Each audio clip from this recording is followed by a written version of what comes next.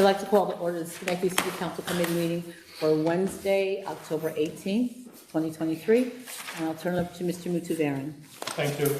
I would like to reconvene Finance Committee. And there is one item that we need to address, a follow-up from last meeting, and that has to do with the Human Resource Department.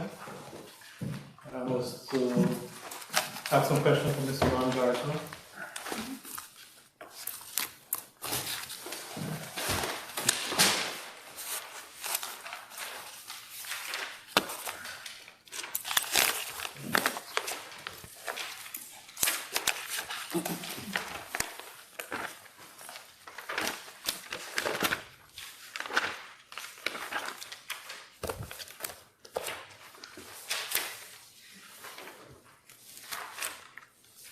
It's on page 8.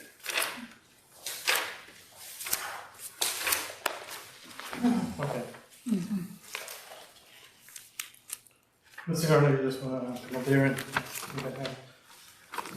answer questions, if you so choose. The chair would- Oh, sorry. Here.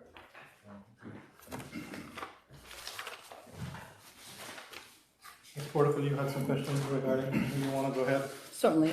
So I noticed in the budget when Ms. Ali was here that there's two positions that were removed from the budget. The positions weren't removed, I should say, that they weren't funded, and they were the, Actually, yours is great. Assistant. yeah, I'm just wondering about his office. Oh, you mean the assistant? Yeah, but he doesn't have any control over that. Oh, Yeah. So about the affirmative action office. So the affirmative action office clerical aide and program coordinator, neither of those were funded this year. So just really want to know from you, that was a decision that you wanted to make, or? No, I would actually reconsider that. We've been working to try to get, these positions funded. They're very, very desperately needed to assist the work that we're trying to do in this Office of Affirmative Action. We just now completed the interviewing process, so we sent the one selection up to the mayor's office today for consideration. So, so that's up there. And also, it's been a challenging, delicate situation in terms of the affirmative action office and the empowerment center, because these items were both connected to what we were trying to do with the 18 Office Street and ARPA funded and all that. But since we've had such a cost overrun in terms of being able to get the building done and get everything on track to make it move forward, it's been almost impossible to say how can we, get the, position in that to run the program if we're not sure what we're going to run the programs out of. So that was the one issue that was, in contention for me. But we did, work through that, and I want to come back to you to discuss at another time the reappropriation, of the office fund to go more toward the programming side, and so therefore we're able to serve the community and do the things we want to do as opposed to being locked down to the capital infrastructure of the building. So I want to come back with a proposal for that. But in terms of the two positions, they're critical in the sense that we definitely need help in terms of the day-to-day operations of what we're doing down here, what we're trying to do to service the clientele and, get the word out and service and hold true to the mission. So it's been a process to do that. Yeah, we looked at a lot of people and, it's just been hard. So we got the first part of it done. I think we're very close to being ready with the 17th, to move that forward for consideration. But in terms of programming we've been doing, a lot of things that require the help. We talk about creating access to opportunities, making the word available in terms of, what we have to offer and what we're trying to do, specifically toward workforce development and training, working with our partners, and, just trying to develop the whole program in a quality fashion so that it's sustainable and deliver the results that we're trying to do. So I think we'll be able to move forward with a quality, sustainable program and a product that's going to make the city proud, and we'll be able to deliver what the community is asking for. Right. So, follow-up question. You said that you submitted something to the mayor's office. Right. Which one of these positions was it for? It's for the clerical aid. Clerical aid. And it's my understanding that someone was hired at one point, but it didn't work. Could you speak to that a little bit? Yeah, but that didn't work. I didn't know they went to the state. So, Oh. so it simply didn't work out here. Right. So it wasn't for lack of trying. You did have someone employed, but they Well, decided, they never started. they didn't start, they just accepted the job, but didn't start? Right. Okay. All right, so, but you have reached out, because I just, wanted to ask those questions, because I just want to be frank that, we were told that there had been, you had been submitted several applications, but had not considered any of the people. Well, we've considered a lot. I mean, we've been, it's a process, you get, 10, 20 applications, you call them all, the boss don't answer, don't show up or whatever, so that process, and some don't work out, but, we've been going through that process. And, I'm very comfortable with what, we've come out with to get this started. So my last question, if between these two positions, because neither one of them have been funded at this point, and if we said like, we could only fund one or the other, from your perspective as the person who runs the office, which would you have chosen? Well, I have to go with the data, the data entry person, because that's, where we're getting bogged down the most, so much is coming in and just keeping up with things, so that's one thing. The other position is important too, because there's a lot of support that we get from within the current administration of the city that absorb a lot of those things that typically would not be done. Specifically, Sylvia helps me out tremendously in terms of grant writing and identifying grant opportunities, connections and relationships with departments that we're trying to work with in the country, the community college, the school district, all of these things. It takes time. A year ago, we started working on the MOU with the school district to talk about a workforce initiative. So that's been last September. Here we are this year, we're just not getting to the point where they're coming back with their draft or what they want to move forward. So everything just takes a very long time. And we need to be in a position to go after the funding. We need to go after the grants so that we can sustain the programs once we get them done. So we do talk with funders, potential funders that's interested in working with us. We're talking with, the district, what resources can they bring to bear.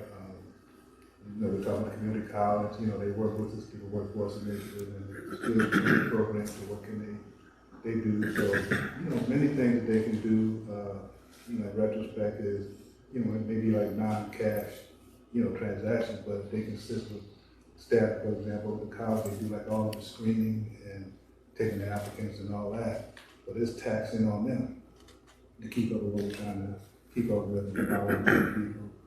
So, we do what we can to, make it happen and, keep doing it. And then we still, go to outside resources looking for funding. So, we were talking for a whole year with the group that wanted to support the, the empowerment center, itself. And they would come, with some, significant funding, but they didn't want to get involved with the capital piece, nothing to do with the building, but the programming piece, like a 3 to 5 year type of piece, is something that we, would have to work with them on. But, it's conversations like that is why this coordinating piece becomes critical, because we need somebody that's strong enough to have these conversations and, and sometimes, we're not as astute to the traditional routes. We don't have those relationships. We have to build these relationships, and it just simply takes time. So we need the help of these people to make it happen. Thank you. Go ahead, please. So would you say that the program coordinator is more focused towards the empowerment center and the work that will be done once that center opens? Well, no. Well, this service, they're doing a program, so I think we can do the program without having a building. So we'll just make the program work. So, for example, we have the skills training program. The next cohort starts next week, the 23rd. And then after that, we have the business workshop. We're doing like a business workshop series. And, things, like, yes, we're trying to do something like each month to, keep the activity going and make it happen. And the two, ironically, go hand in hand. In other words, we train people. So let's say that we run 150 people through the skills training program. And at the end of the day, we, having trouble getting in place. We obviously the priority is to get in place within the city, but, we're not getting them here. So it's just hard. So we need to build the capacity of the small businesses that have the opportunities to take them on. So we have to, doing both at the same time. So we're working to build capacity of small business and, being part of the mission and enthusiasm that's going on within the city and ultimately create create the job. And we do have a disconnect, you hear every day about people looking for employees, they say we can't find them, where are they, and, we have it here. But yet, when you go 2 blocks up, you talk to, I can't get an interview, or why can't I get this, or, and these are the realities that we deal with, and we talk about things in a true public-private kind of relationship, we have to do them both at the same time, so. Mr. Cardinal, so currently the work are being done by you, Ms. Jameson. Right. And we do get. So do you have any backlog in terms of reviewing the compliance report? We do, I mean, it all becomes challenging, it all becomes taxing, because we got to constantly chase down what, what's happening with the projects, and, we get reports in, about, get it done, so we get it done, but we would like to be on the proactive side to, be able to be why, people have challenges to get in there, and, just, those type of things. How many grants did you submit this year, and what's the status of those grants? Well, in the past 12 months, I say we submitted like three grants, 1 to the state, 3 to the federal. We didn't get, we got closer than we did the year before. The year before, we submitted about the same, and, we didn't get any, we didn't get anywhere with it. But this week, we got a lot closer, a lot of feedback in terms of, what to consider partnering with somebody, those type of things. So we're really close in that regard. We did get a small grant like from National Grid. We did apply through the state, through the workforce initiative, and some of those things are still pending, but, we're working now with the Workforce Development Institute and the Department of Labor. So they have, that's sort of attached to what we're doing with our workforce program, where the negotiation is once they complete our 5 or 6 week program, that they will go into the next level, which would be like a pre-apprenticeship program. So we're trying to, bridge that gap. So, How many programs did you run this year, and how many students went through it? this is, well, we typically run like about 3 to 4 cohorts per year. So this is going to be the 3rd cohort this year. Starting next week. And how many students? 15, typically we start like on 15 each, we got probably like 12, 11 that will complete. Go ahead, please. So are you able to utilize the grant writer for the city to write your grants, or who writes your grants for you?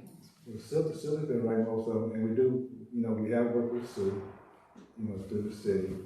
But Sylvia has been writing the ones that we've been doing. But she's not part of your department, she works in a different department, but she's assisting yours, thank you. She's part of development. She works mostly with development. Mostly with So, development, Yeah, okay. but actually she does grants for the city. I know she's done police, she's done finance, she's done other grants. Did she do, want to help you with yours now? Oh, is it Sylvia has? Oh, no, Sue Lombardi. Yes. No, I was asking about Sylvia. Oh, yeah, no, I'm just saying that also Sue Lombardi helps still. Yeah. Okay, And we have talked with, Sue, like in terms of advisor, what to go after and things like that. And, so we have used it, but, just work out, these are one, to identify what we want to go after and put the resources where, have the best shot. thank you. Any other questions for Mr. Gardner? Thank you, sir. Appreciate it. Yeah, thank you. Have a good evening. I'm gonna share these ones.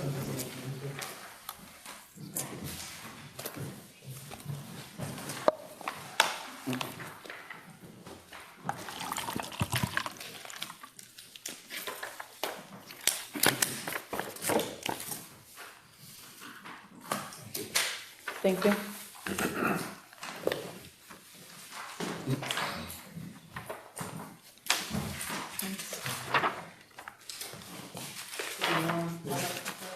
they're just.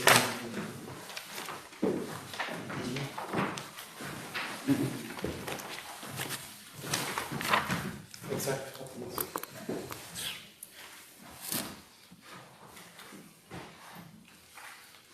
So before you, it's a combine of all the proposed changes, so give you a couple minutes to go through them, and then we'll go through them individually, discuss it, and move forward.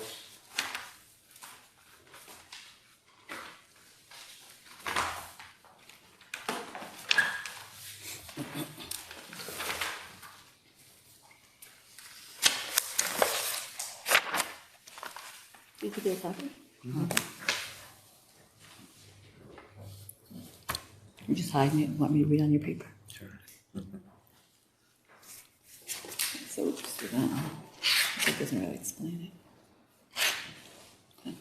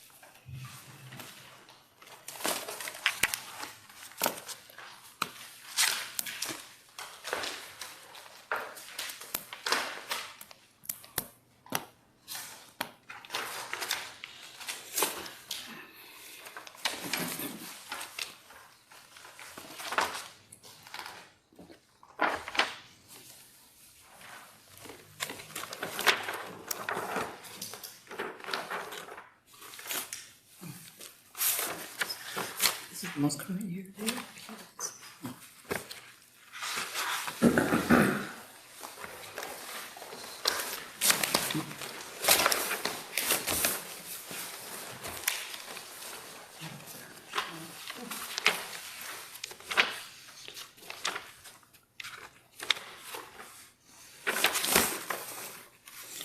Okay.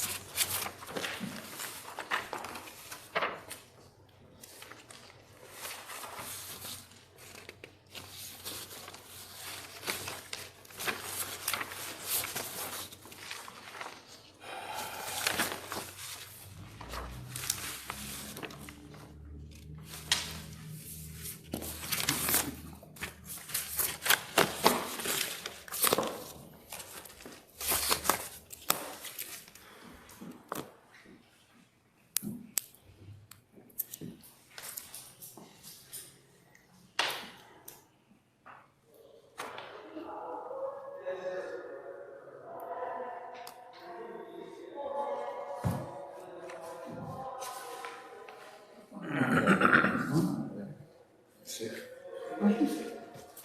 Where's your mom? I'm not sick, I'm sick inside. Oh.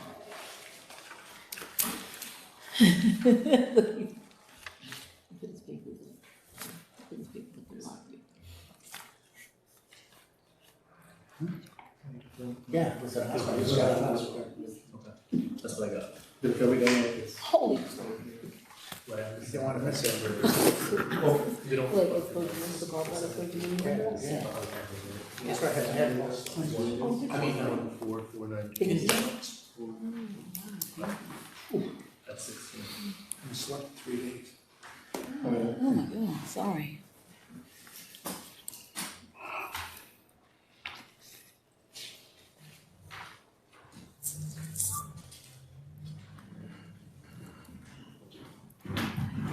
You can tell Ron, he doesn't have to stay if he doesn't want to. I don't know if he understands that.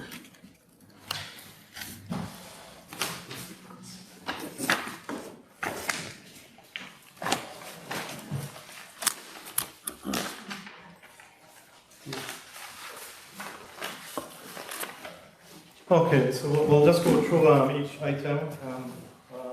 First section is revenue.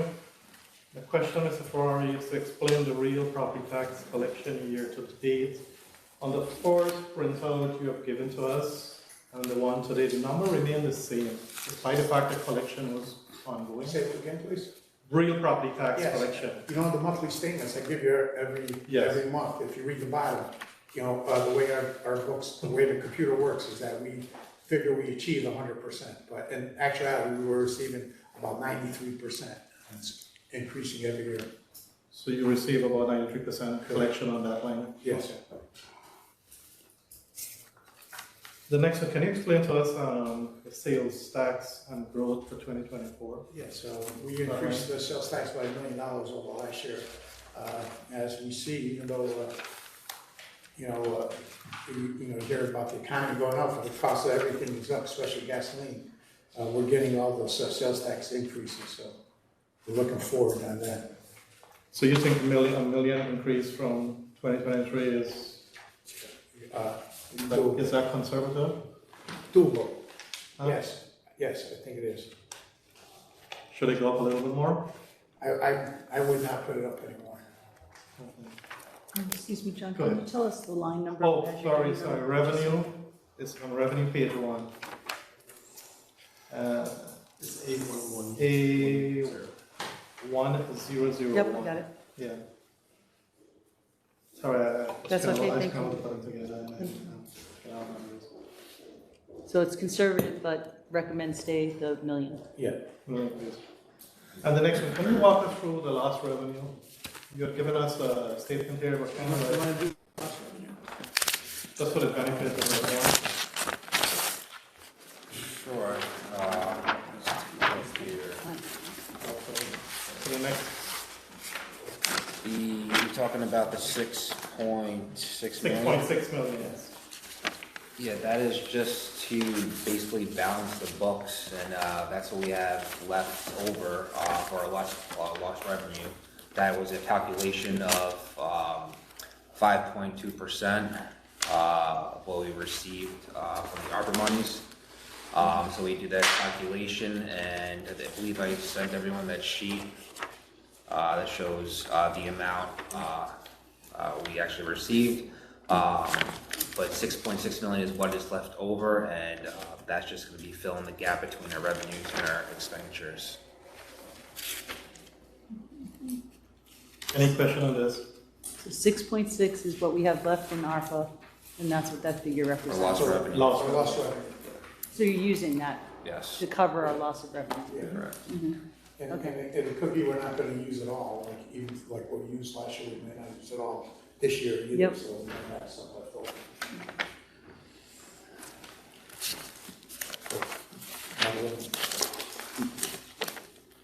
Are you good with that?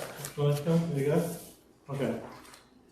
So we'll move to the next item. The next one is A1010-100, City Council. There's a proposal for a 16% increase of city council member. Open for discussion. Ms. Portman, sorry. I brought this forward, and so as you can see, I researched, so the council hasn't received a increased stipend since 2002, and it's increased, our duties have increased overall, including doing the budget, which has increased over the years. So at this point in time, I was just putting forth that to increase the stipend for the city council members, while at the same time considering the outside counsel which we had put in and reducing that since we had not used it, but leaving some of it in place, 15,000, and to just in case we needed, but but taking some of it away, from the 25,000 that we had originally budgeted. Open for questions on this. Go ahead, please. So I would not support, as I've mentioned, the increase for city council. I don't think that that's really why we're here, doing the job, but I also recommended that I think we should take out the entire 25,000 for the outside counsel, as we discussed last year. I mean, I think that, most of us, use our corporation counsel for any questions that we have, and folks in the corporation counsel office, for questions that we have, when they come up. So I just, as we discussed last year, I again do not think that we need that, in the budget at all.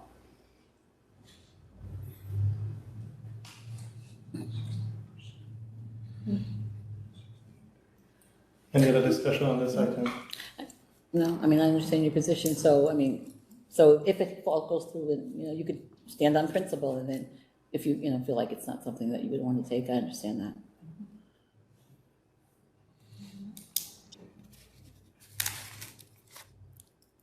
Any other question on this? Okay.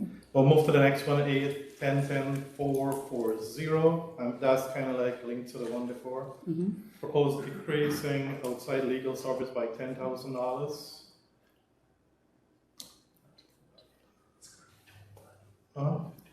Yeah, it's currently 25,000, so this has been asked to reduce it to 15,000.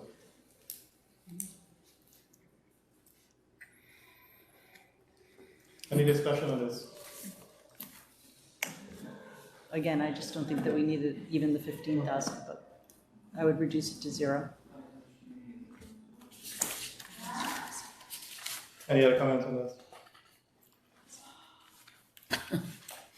Sorry. Go ahead, please. I would just say, based on a preparedness standpoint, I definitely understand that our corporation counsel is like willing and able to do this types of work, but I think just because there's not an immediate use does not deter you from having these types of budget items as a just-in-case resource. I think having it for another year to see if we're going to potentially utilizing it, and then I think I'd be more in favor of assessing its long-term implications as a line number. Any other discussion? Seeing none, we'll move to the next item. It's A-1210-100, and that's adjusting the admin assistant to the current 2023 salary of $57,390.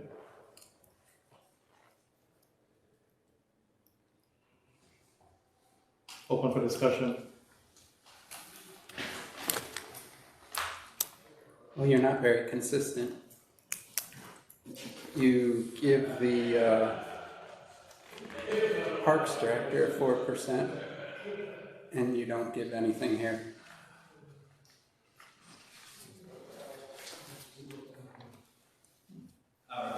Sure.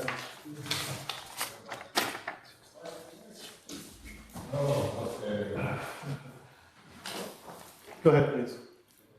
I would just say there's just blatant differences between a director and an administrative assistant. No slight to either position because they're both vital to the City Hall's long-term plans.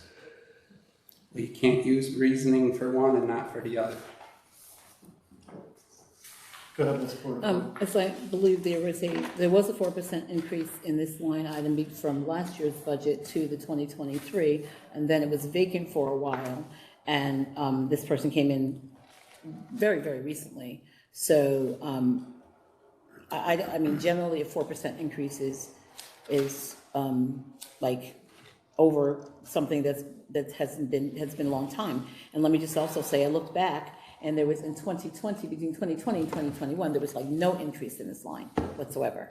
So this is not unusual. It's not like it's never happened before, because when the 2020 and 2021 budget was passed, there was also not an increase in that line.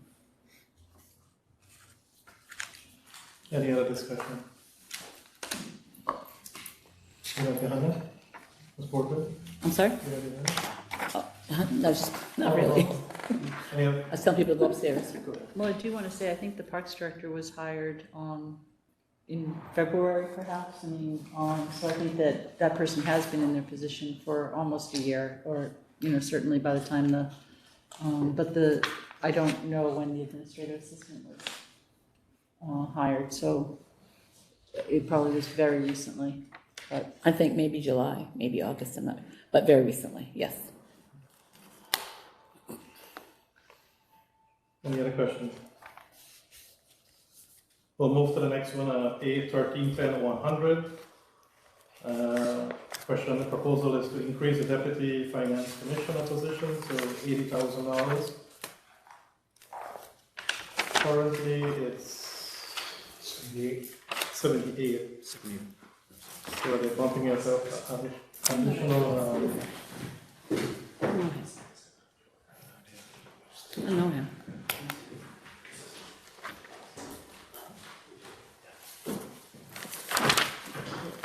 and there's a Currently 78? Budgeted for 70. proposed budget has it at 78,000. We asked him to bring that to 80,000.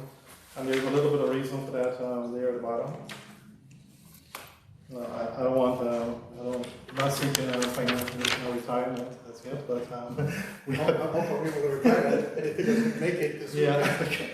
I didn't want to say it, but, I was ready to be Doreen's customer there.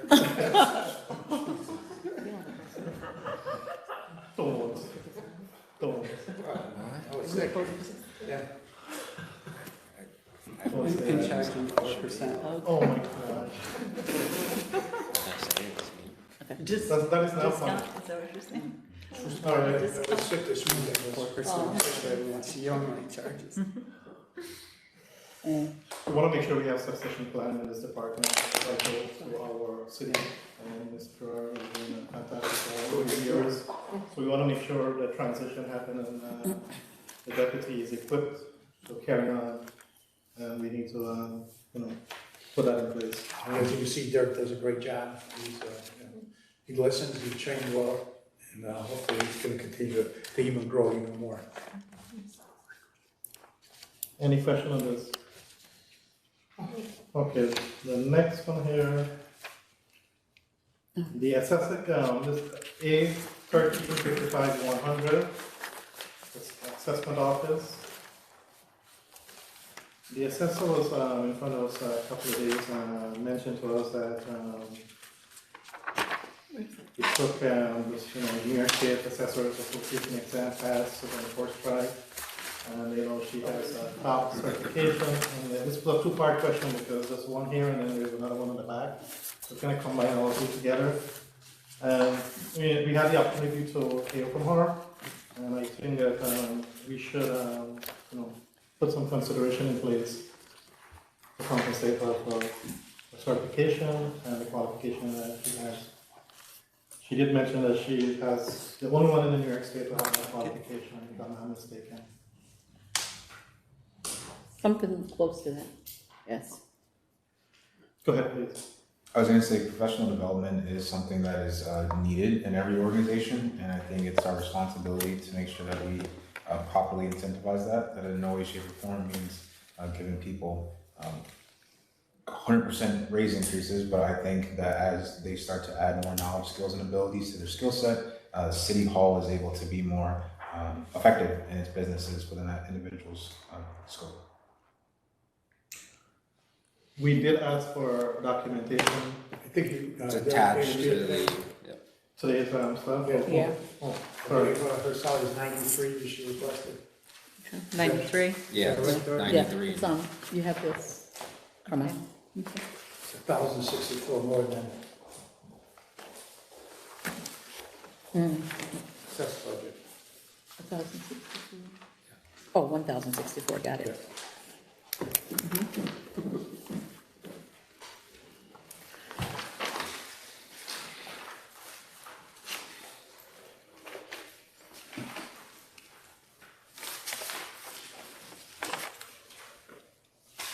Let's get together right there.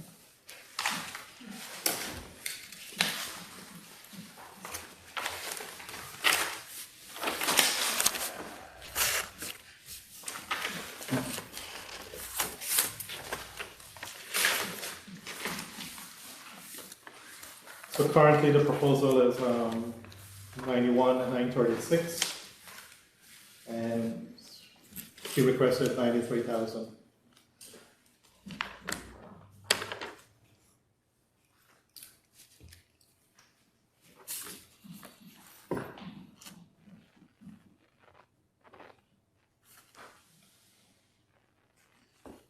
Any discussion on this? I would support that. I mean, There's not much of a difference from the proposed budget and what is being asked from the department.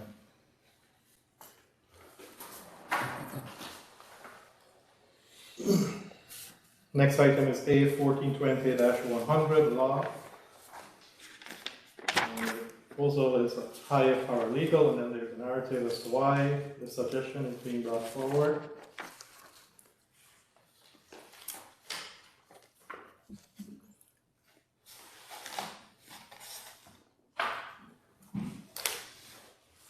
Go ahead, please. I would like to ask if Mr. Colvin could weigh in on this. Thank you. Go ahead, please. Thank you. We do anticipate that one of the part-time attorneys who's been working for us for quite a while now will be leaving at the end of the year, full retirement. He's already retired from the DA's office, and he's been doing phenomenal work for us. In fact, we actually got a judgment today in court from a trial over $100,000 fine and assessed. This is a case that he handled. As it's noted here, we do have unfilled assistant corporation counsel positions. Obviously, we're trying to fill those positions. I don't know what will happen in 2024 as it applies to the other administrative staff. We get a lot of FOIL requests, obviously, as you all know, and technology's changed where we now have body cams, so there's more redactions to do and more video to review and all of that, and that consumes a great deal of time. There'll never be a shortage of notice of claims that are filed against the city and code enforcement cases that come up from the building department for us to prosecute. And having, obviously, if we can't fill the assistant corporation counsel positions, there's always going to be a need for additional support staff. We have 2 paralegals currently in the office who don't have the title paralegal. They have code enforcement specialist and record access officer. Having a paralegal could provide additional assistance to handle closings, draft documents, things along those lines, so that the attorneys that we do have can, essentially do the things that only attorneys can do, go to court, and so forth. What would be an average salary? I mean, there's no salary attached to that recommendation. So. Yeah, this is guided by, I believe it may fall under, this is going to be an open question. I don't know if it falls under CSEA. I believe it does. So there would be a grade associated with that and steps and so forth. Okay. And one more question there. Go ahead, please. Because you did mention when we met that the other 2 positions were doing paralegal work. So basically they would be moved from doing paralegal work, or they still would do paralegal work, it's just within these one with codes. They would do the work that they're required to do for the job description. They used to be paralegals. They have those other job titles now, so they're doing things specific to those job titles. A paralegal would have to follow the description that would be provided to the civil service, since it's a civil service position. That said, the 2 people that are currently in those positions don't do real property work. They don't do closings. They don't have that experience. And it doesn't now fall within their job descriptions. Paralegal would be able to do that The work. closings. Correct. Okay. And, ideally we would look for somebody specific to handle that type of work, to fill the voids that we currently have. Thank you. Do you think it would be easier to fill the paralegal position than an attorney position? I don't know if I can answer that since we haven't, created that position to, know who's tested, who's been testing for it. An attorney position is, a little different because it's, management doesn't have civil service requirements. Go ahead, please. And I was gonna say, I appreciate your candor, absolutely, that having more attorneys is more appropriate, you can use them more seamlessly, but definitely, I think my position would be, how do we get you the proper support? And it seems that you're more or less open to that, so I think understanding how can we get you the bodies that you can best use to support this legal burden is I think more than appropriate, and then definitely making sure we don't permanently close those lines.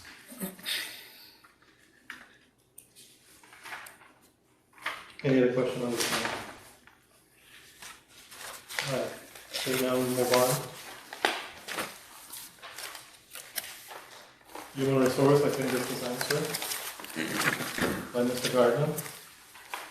Well, Go ahead, please. I'm not sure if he answered the question why it wasn't funded. I think he was more answering, did he need it or not? That's what I heard from him. And I'm not really sure if I'm not sure if Ms. Ali really said why it wasn't funded. I'm not really. Because we gave him over 20 applications, he never filled the position. Yeah, we did have discussion around that where there's other unfilled positions. So he did state today that he needed, so I guess the discussion becomes, do we fill one or both of those positions? And there was someone who was offered the position, but then got a better position, so they never actually took it. So it's not like there was nothing done. So I guess it's that. Yeah. Well, I think that happens a lot. Depending on, if you got a better salary, then you just, you take the better salary. The fact pattern deviates from what was articulated here. It would be a personnel issue, and council would have to move into executive session and be briefed on that. Okay. Thank you. So let's put this on hold, and we'll go into Executive session? Yep, absolutely.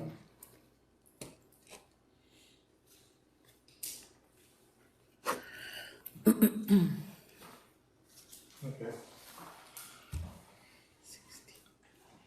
Let's move on to the next one. That's A1620-13 and 114, utility admin. Explain the signal superintendent payout.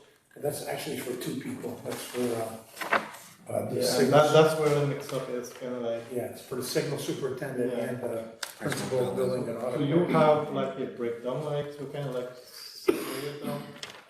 So it's kind of like, it doesn't look like there is one individual that is. That's for two. Yeah. Mr. Mudabaran? Go ahead, But please. I don't think there's any, I personally don't think there's any discussion there. I mean, you can correct me if I'm wrong, but if you have to pay it out, you have to pay it out, right? Isn't that a contractual? Correct. You're nodding, yeah. I think the question is understanding as to the accumulation from the unused sick leave and vacation time. Well, as you see, the people that are involved have been here, like myself, back in the 80s, when that was the contractual thing. As you see, as the years went along, the contract has changed. Excuse me. The contracts have changed so that now, you can't. I want to correct you. There's no contract involved. No. It's the terms and conditions. The terms and conditions, yeah. That are adopted by the city council. So the council got those in place and made those. Correct. Go ahead, please. So I remember something similar to this. I was not on the council at the time. Chief Farstad, that was back, so it was back in 2011, where there was something about his payout for him leaving. And as I remember, there was some conversation about, as a matter of fact, Mayor, you were the council president then, about that changing so that something like that didn't happen again. I distinctly remember that. So I was just wondering, That's actually a different thing, that's public service benefits. Well, they were allowing to collect some overtime to compensate for what he felt was something a benefit he didn't get because he had taken a job with Scotia and came back here. And that's when we put it on the ballot. So there was an amendment to the charter, the voters voted in, where, and that was, the department head, the finance director was working that out, prior administration, there was some question whether or not they could do it or not do it, and we took it to the voters so that the sole discretion for those things is the city council, which was approved in November of 2011. And just want to mention too, this public service managers have a different benefit package than other managers.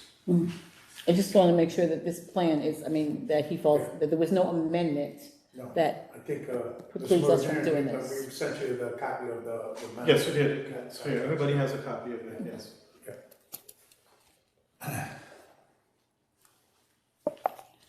So this is, Separate, there's a separate document. This one. Again, just want to mention it's for 2 people, not 1. Oh, I didn't think I got that. Yeah. Me? Should be here. No, not today. Oh. Yes.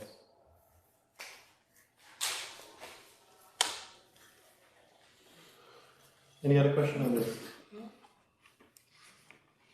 The next item is A 1989-495A-2. Other miscellaneous undistributed expense. The request is to remove the mayor's recruitment fund. And the other one is a contingency, is to explain the 60,000 movement and the actual. If you look at the actual, there's a 60,000 movement Under contingency. on the contingency.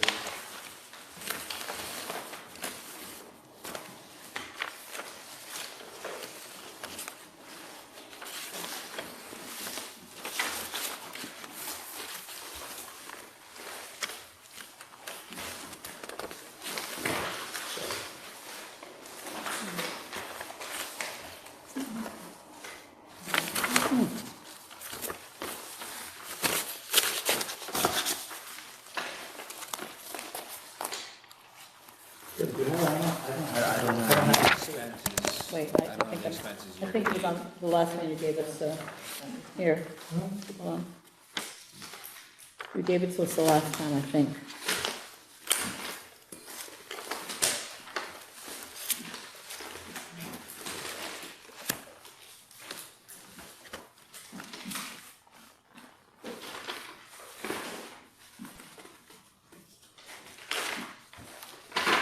Do you have it, John, that you can fill in today? Yeah, I think it was on Should be in expenses. For the general fund. well, you gave it the year to date, right? Yes.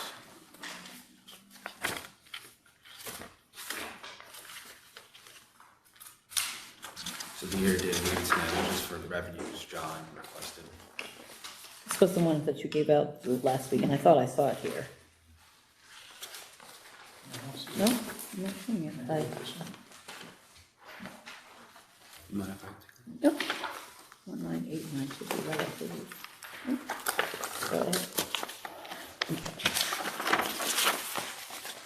on the Oh, I see first what you're packet. moving, yeah, transfer of adjustments.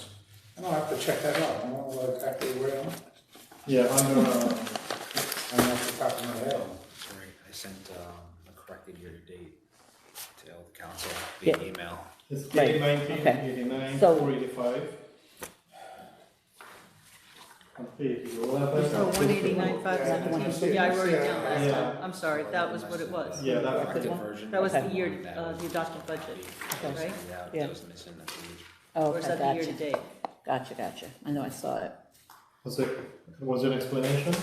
I didn't hear it. I didn't hear either. He said he's not sure. I have to I look. haven't heard it. Yeah, he has it, but he's not You have sure. it? Okay. Yeah, I see it, but I have to look. Yeah. If you want me to, I can go I guess right I'm now. not really understanding the question. Can you just tell me what you mean by the question? It's an error.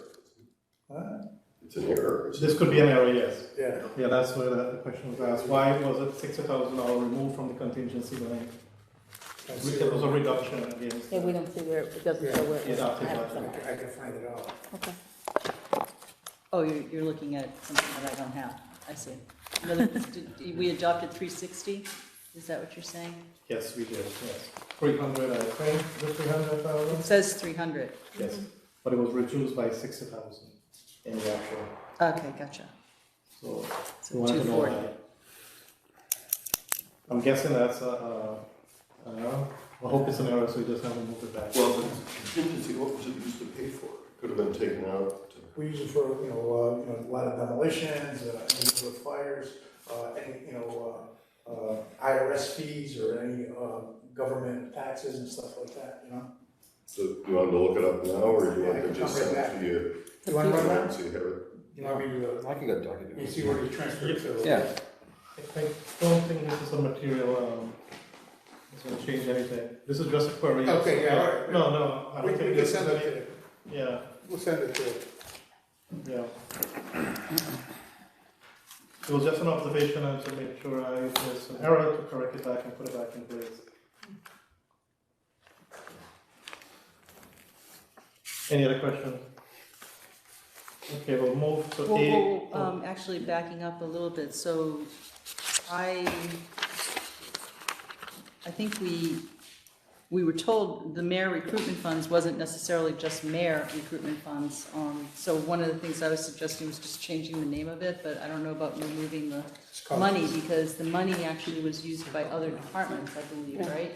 Right, we moved it into contingency because when it was in the mayor's budget, we were told that it only could be used for the mayor's budget. So that's why we moved it into contingency. Into miscellaneous, you moved it into Yeah, miscellaneous, well, you mean? contingency miscellaneous, yeah. Yeah, Yeah, and that was what it was called, so we kept it that name, so, again, how much, I just don't know that we should remove the 15,000 is all I'm saying. But we could change the name just to recruitment fund was something that we talked about the other night. Yeah, I had that on my questions. What was it? What was it before? I think when this was put in place, it was just, Under the mayor's, under the mayor? Right. Yeah, it was Higher, 10,000, we took 10,000 last year, made it 15,000. When we went to use it, so we couldn't use it for anybody. Yeah, no, it inside makes the sense to me. department, so I'm just, that's it caused confusion the other evening because it was called mayor recruitment funds. All I'm suggesting is that we change the name to recruitment funds and leave it where it is at 15,000 in that miscellaneous line. Because I think it was explained to us the other evening that it is used for other areas, not the mayor's office. correct. Okay. it was, go ahead, please. So, look, as I see it, none of it was used last year, according to this. And what they said was they moved it there, because we're talking about next year's budget, so it's not that it's already Right. being used, it has the opportunity to be used. Correct. But last year, there was none used. I mean, Right. I won't call it last year, I'll call it this year. Right. One of the Right. reasons was that because it was under the mayor's budget, we were told it could only increase it for the mayor's budget people. And we're like, no, we wanted to use it for other people, anybody that we It hired. was clear the legislative intent was to allow incentives to hire people citywide, not just in the mayor's office. There were no cases where we used it because we had periods of time where line items were vacant. So anytime where the salary was increased, there was money within that line, so it stayed within the approved budget. And,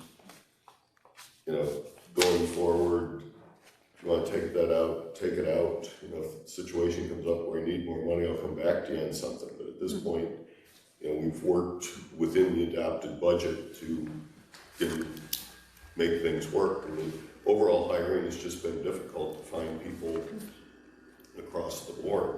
So it's not, we don't have enough money, we don't have enough candidates. Okay. Any other question on that? Seeing none, we'll move to A 1989-499, and that has to do with the senior center. There's a recommendation here to fund all the senior center under this line, including the ones that is currently funded out of this line, and to add AOH under this line also. At 808? Ancient Order of Hibernians. Oh, okay, so 8,000. So, Go ahead, please. so what you're suggesting with this is that rather than the Hibernians having to apply for CDBG funds, that it would be out of the operating budget? That's correct.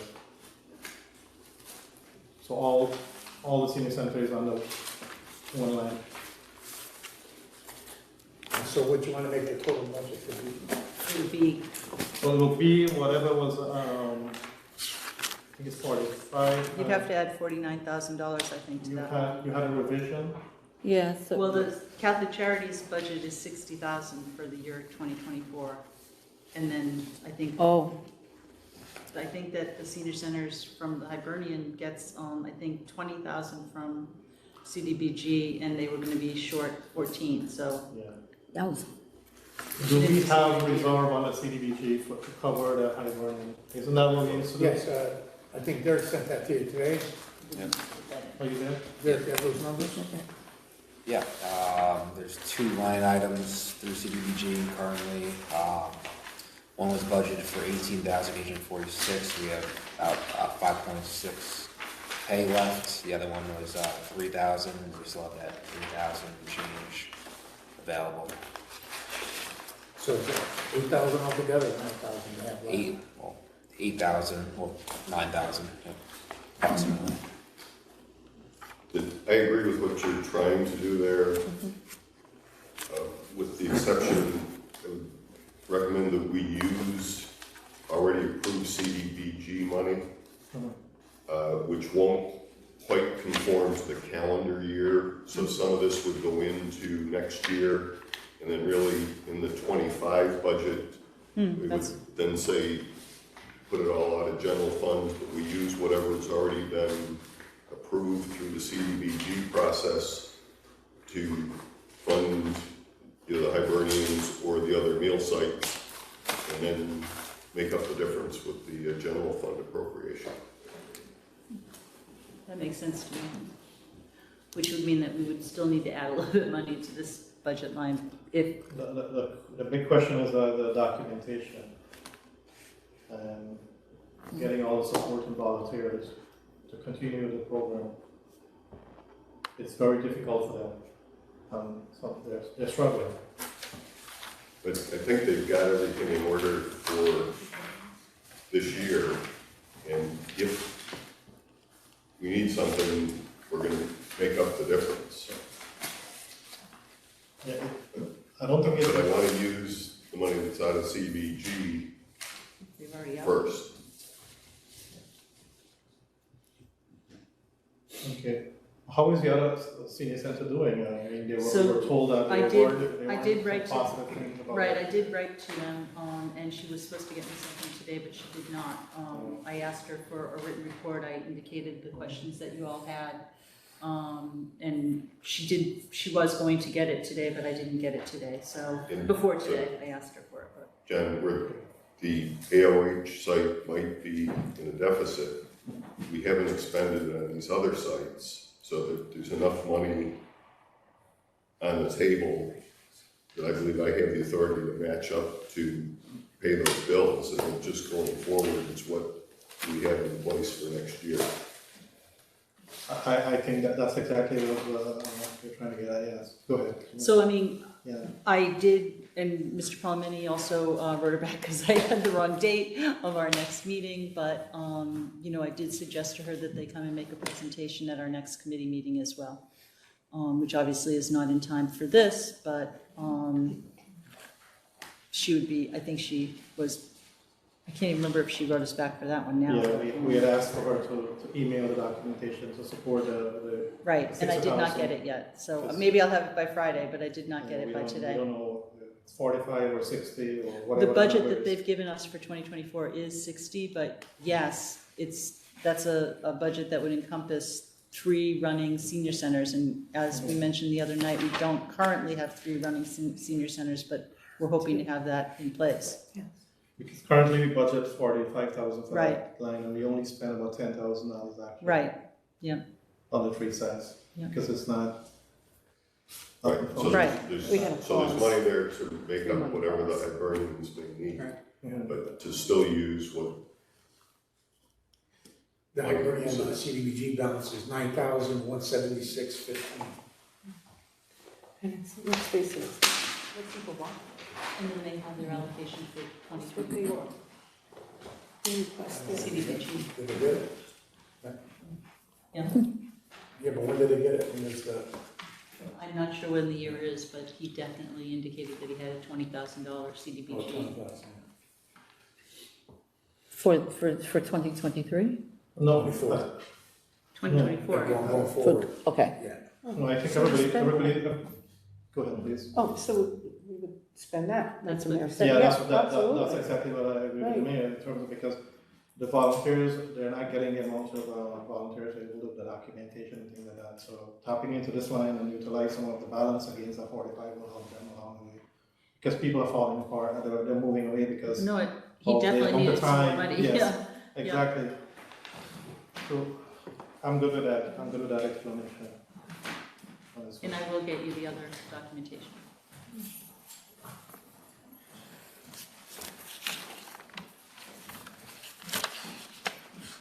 So, as we're discussing that, because then there's another question, it's like at the back where so are we gonna talk about increasing this line to the 60,000? Or not? Because that's separate, it's not separate, it's the same No, discussion. it is, as- and yeah, I hear what you're saying, so I guess that's up to the council, but, the Catholic Charities budget that they gave us was for $60,000. There's 45 here, it's definitely gonna be dependent on when they get everything else up and running, but I would hope. That should be relatively soon. I think so too, yeah. Food costs have gone up, that's Yeah. why the increase in the Yeah. expenses. The Bellevue site is very successful, the new St. John's site is pretty successful. It's an honor of getting the third site up and running and going into the new year. The Hamilton Hill site unfortunately was just a disaster, as was the Goose Hill site. Yeah, we talked about it the other night.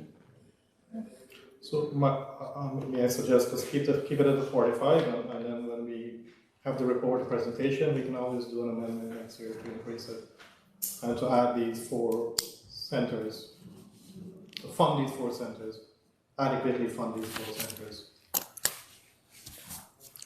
I don't think that should be an issue with none of us.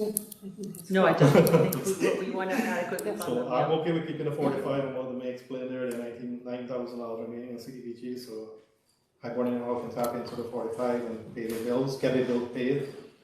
We can revisit after the presentation And see if we need to increase it to the 60.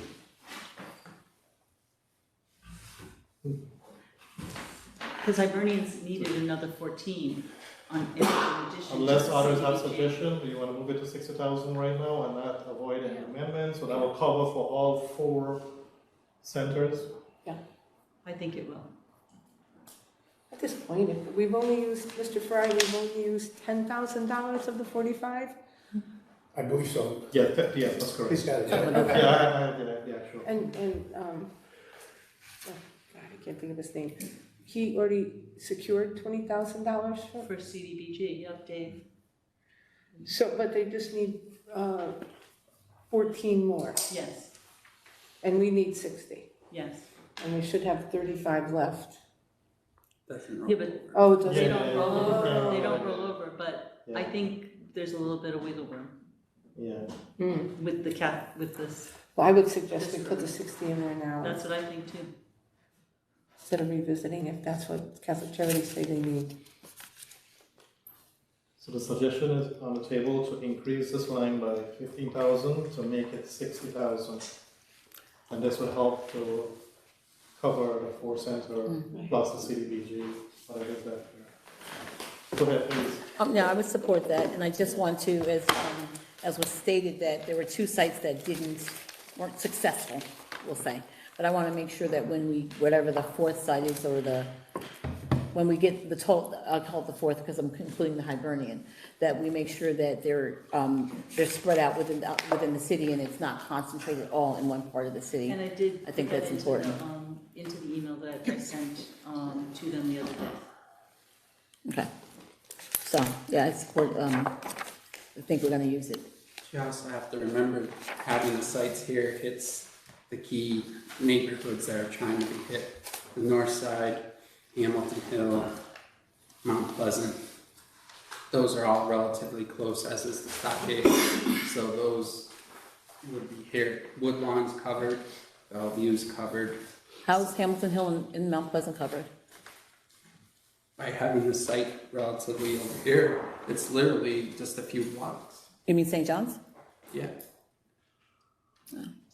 I wouldn't call it a few blocks, but okay. If you have to trudge in the snow, I wouldn't call it 3 blocks. It's some distance away, Yeah. Any other question on this? So I make notes there so we can make notes on that. That would be increased to 60,000. Any other question on this? Okay, we'll move into A 3122-112. The proposal here is to increase the 2023 overtime line by 454,161 to bring that line to $2 million even. There's a narrative there as to why. And that's not an increase. The narrative talks about decreasing it. Yeah, The line item says we're going to increase it, so what are you doing? I was confused by that too. They're cutting. Decreasing by 500,000. Right. It's an increase, isn't it? Oh, It's an increase on top of 2023, like 456. But it's a decrease. So it's from- an adjustment of 5, yes. 59. it's not what's totally asked for? No, Right, that's what it is. Minus Okay. 500,000.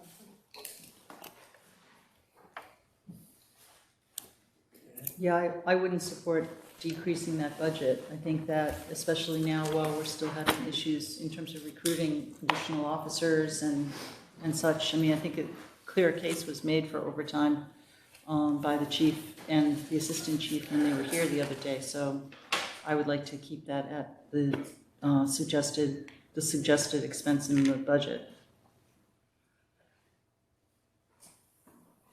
Go ahead, please.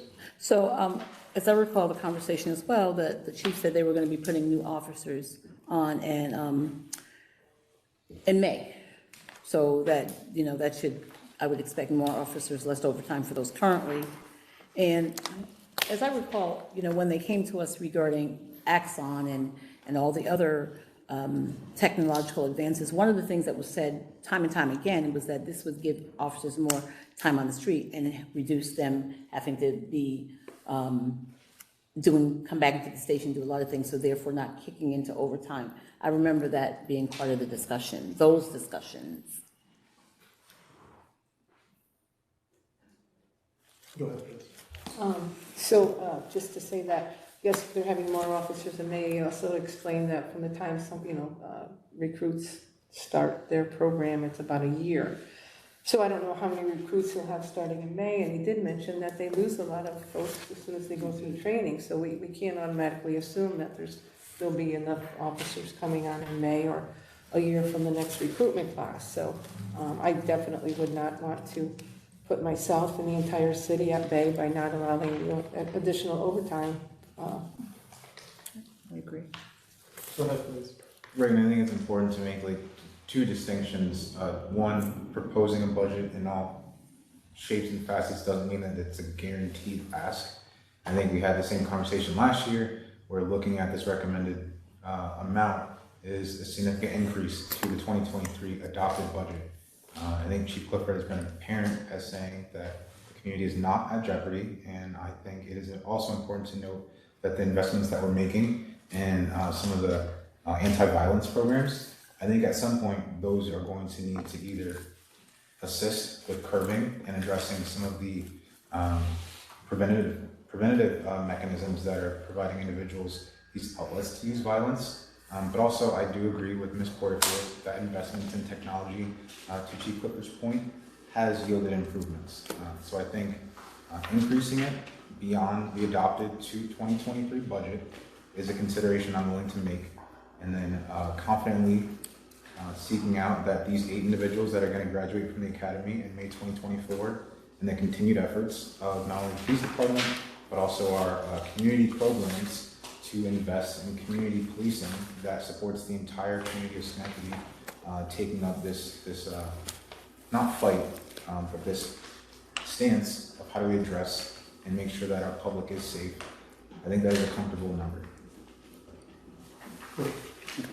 I do want to point out that we spent almost 2.5 million in 2022. So already the 2023 budget was like $1 million less. And I'm sorry I didn't bring my, what have we spent so far? Our year-to-date is 1.8 million, 1.8 million, 1.840, 577. So we have about, I don't know, like 150,000 to remain for the rest of 2023.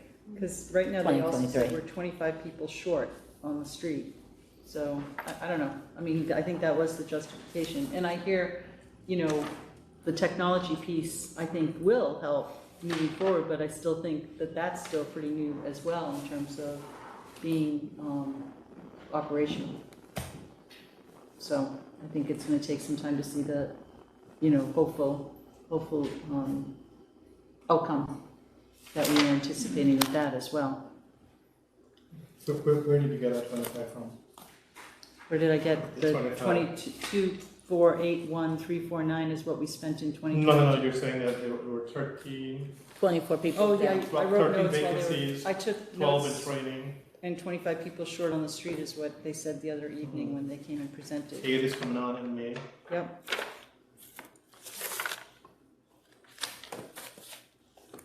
No, I have Unless I wrote it down wrong, but that's Yeah. what I, 13 vacancy, 12 in training, 8 is coming on in May. That's what I have. I don't know if that is different. yeah, maybe I wrote it down wrong. Yeah. Anybody else? Okay. Any other question on this? Okay, we'll move into A3123-112.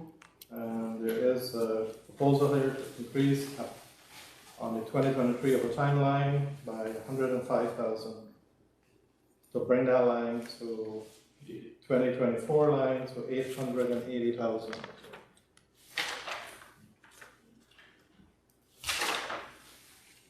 Currently, that line, the proposed 990,000.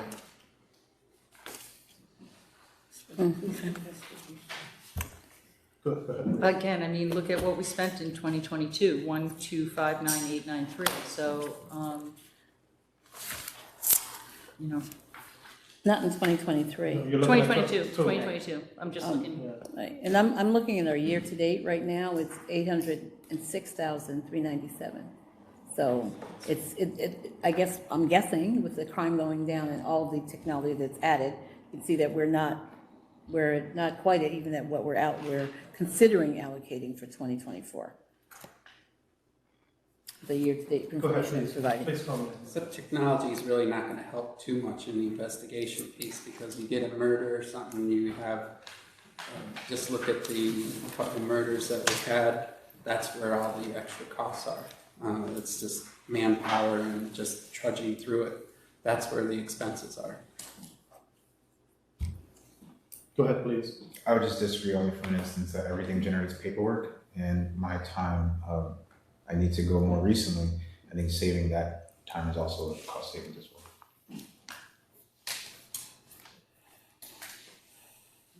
Just a process Go ahead. question. Go So ahead. when we get through all of these things, we're going to go back and make final decisions, right? Oh, yes. We're not, these are not yeah, our no, final. we're just, I'm running this through a discussion. Okay. Then we'll go back and just move quickly through them if we are for or against it. You know. Any other question on this?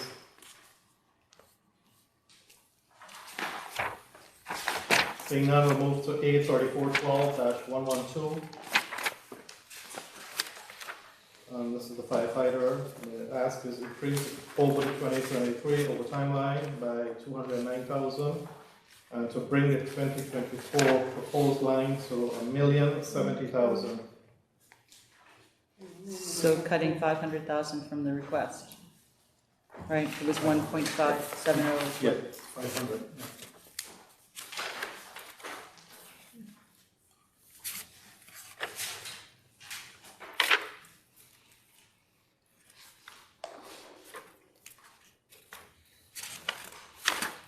Open for questions.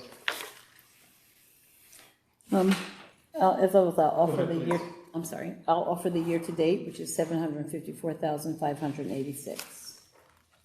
754, I'm sorry. 586 That and 93 cents. I think that went up 100 and, we were 740 when we talked about it last time. Yeah, So that's how much it went up just since, 740, 14,000. That printout was come October 4th. Yeah. Question, go ahead, please. If I'm not looking at you, please call me. Because I'm burying my head in here trying to make notes also. I would say I absolutely hear the statements from my colleagues, but I would say if your stance is that overtime is needed, then I think my response would be, then what are the benefits of having us continually fund public safety foundation efforts? well, I have to say that the Public Safety Foundation efforts are incomplete. It's like comparing apples and oranges. The reason that we have the Public Safety Foundations is so that the officers can be out there at community events like Common Unity, or I'd have to go back and look at other events, but I think those are, it's like having, this is public safety. I mean, in terms of fire and police, to have the overtime because we need it right now.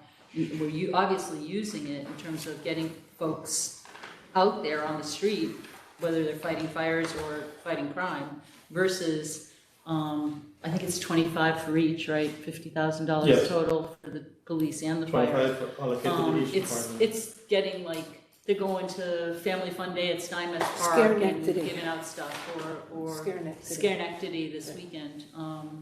You know what I mean? It's like having opportunities for our firefighters and our police to be interacting in an informal way with the community versus for $50,000 versus them doing the work of public safety. So that's the difference I see. Go ahead, please. I would say the times that I've seen the firefighters out in the public, they're handing out pamphlets and brochures that are promoting best safe practices to decrease of fires in homes. So I think these types of efforts are very important, and I think very vital to not only addressing households in general, but also to making sure that we're addressing these concerns with people at their infantile stages so that kids grow up with this understanding and naturally incorporate it into their lives. But I imagine that they're having these types of conversations. I don't think that they're just talking about how cool their uniforms look. No, but are you suggesting that we cut the 50, the 25, and the 25? I'm saying that I'm not really understanding. I'm saying these types of efforts have an impact on our community. Totally. Great. Oh, no, totally, But I'm saying yeah. specifically with respect to improving public safety. So I'm saying these types of investments that we're making should have cost savings overall in overtime. Not on their own, but cumulatively. And I'm wrapping in the technological investments we're making also, and the fact that we are bringing in more officers, or not in respect to the fire department. Chief Marino is reevaluating how to make sure that he is increasing his staffing level by thinking of a revolutionary concept of now hiring EMTs and training them. I think these types of investments are going to allow us to find cost savings. I totally agree with what you just said, but I think it's going to take some time for those things to happen. And so I think we're in agreement that the 25 and the 25 obviously are adding to the safety issues. I don't disagree with you there, but I still think that boots on the ground, fighting fires and fighting crime has to happen. And I also agree with you that I thought, they're both trying to have as many creative ways to increase recruitment. I mean, clearly, unfortunately, some of the negative things that have happened over the last few years have placed a stigma on people not applying to be police officers, for example. I think it's different with the firefighters, but I guess, from talking with Chief Marino, there's been a reduction in the number of people that want to go into firefighting as well.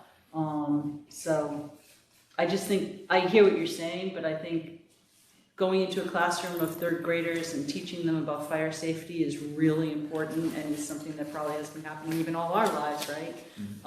But I think having still the amount of funding that they need and that they're requesting to go out and do their jobs, I think in the immediate, as opposed to when that third grader, you know, hopefully is owning a house and trying their best to prevent fires, you know. Yeah.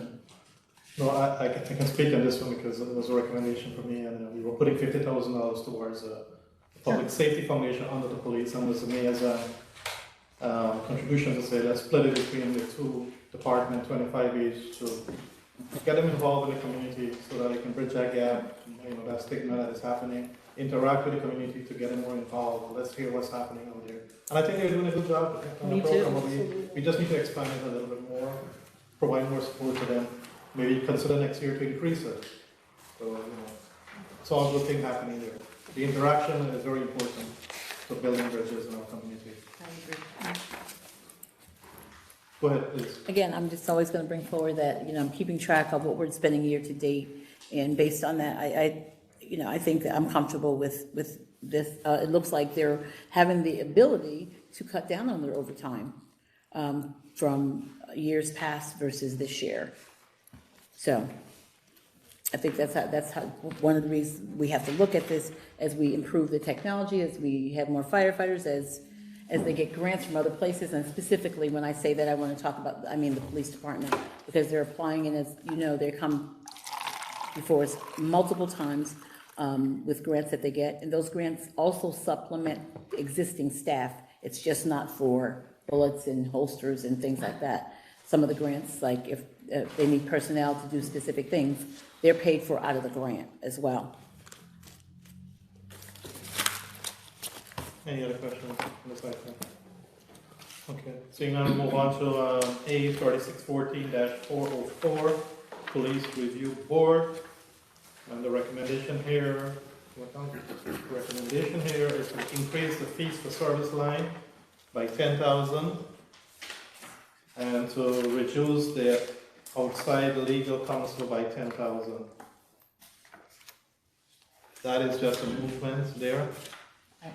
Go ahead, please. Again, I think the 5,000 covers what they need in terms of their professional development and their membership fee in NACOL and the conference. I guess the conference is like 3,000 or something, and the membership. But I would do away again with the 25,000 in outside. I don't think they need the outside counsel. Go ahead, please. So I have to say that I think that the training right now, if the training costs $3,000 with $5,000, they couldn't even send two people. And I don't really think it's as beneficial for just one person to go and to bring back the information.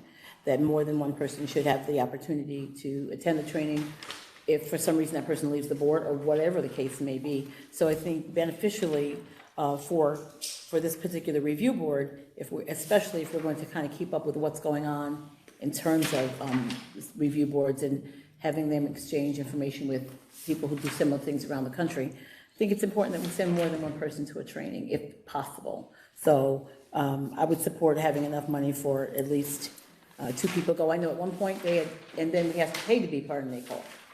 And at one point they decided they didn't want to be, but our ordinance clearly says that you have to be. Yeah. So there's that payment, and then, you know, people go on the training, and like this time, maybe it's 3,000, only one person could go. Yeah. So I would suggest that we put enough money in to allow people to go training if we really want the best training for our board members. Some boards pay people to be on them, and this one doesn't, so they're volunteers. This is an opportunity for them to increase their skill set in terms of serving as volunteers. So we could reduce the outside counsel. I do have a question. I think, does someone from your office now go to those? We go as needed. I've been in communication with the police department staff who have those meetings. And if they feel, or the chairperson from the CPRB feels that it's needed for somebody from my office to attend, then we'll attend. It hasn't come up. The only questions that have ever come up had to do with somebody's ability to sit on the board. There were questions about that. That was early on, I think, maybe the end of last year, beginning of this year. But nothing has arisen since. Go ahead, please.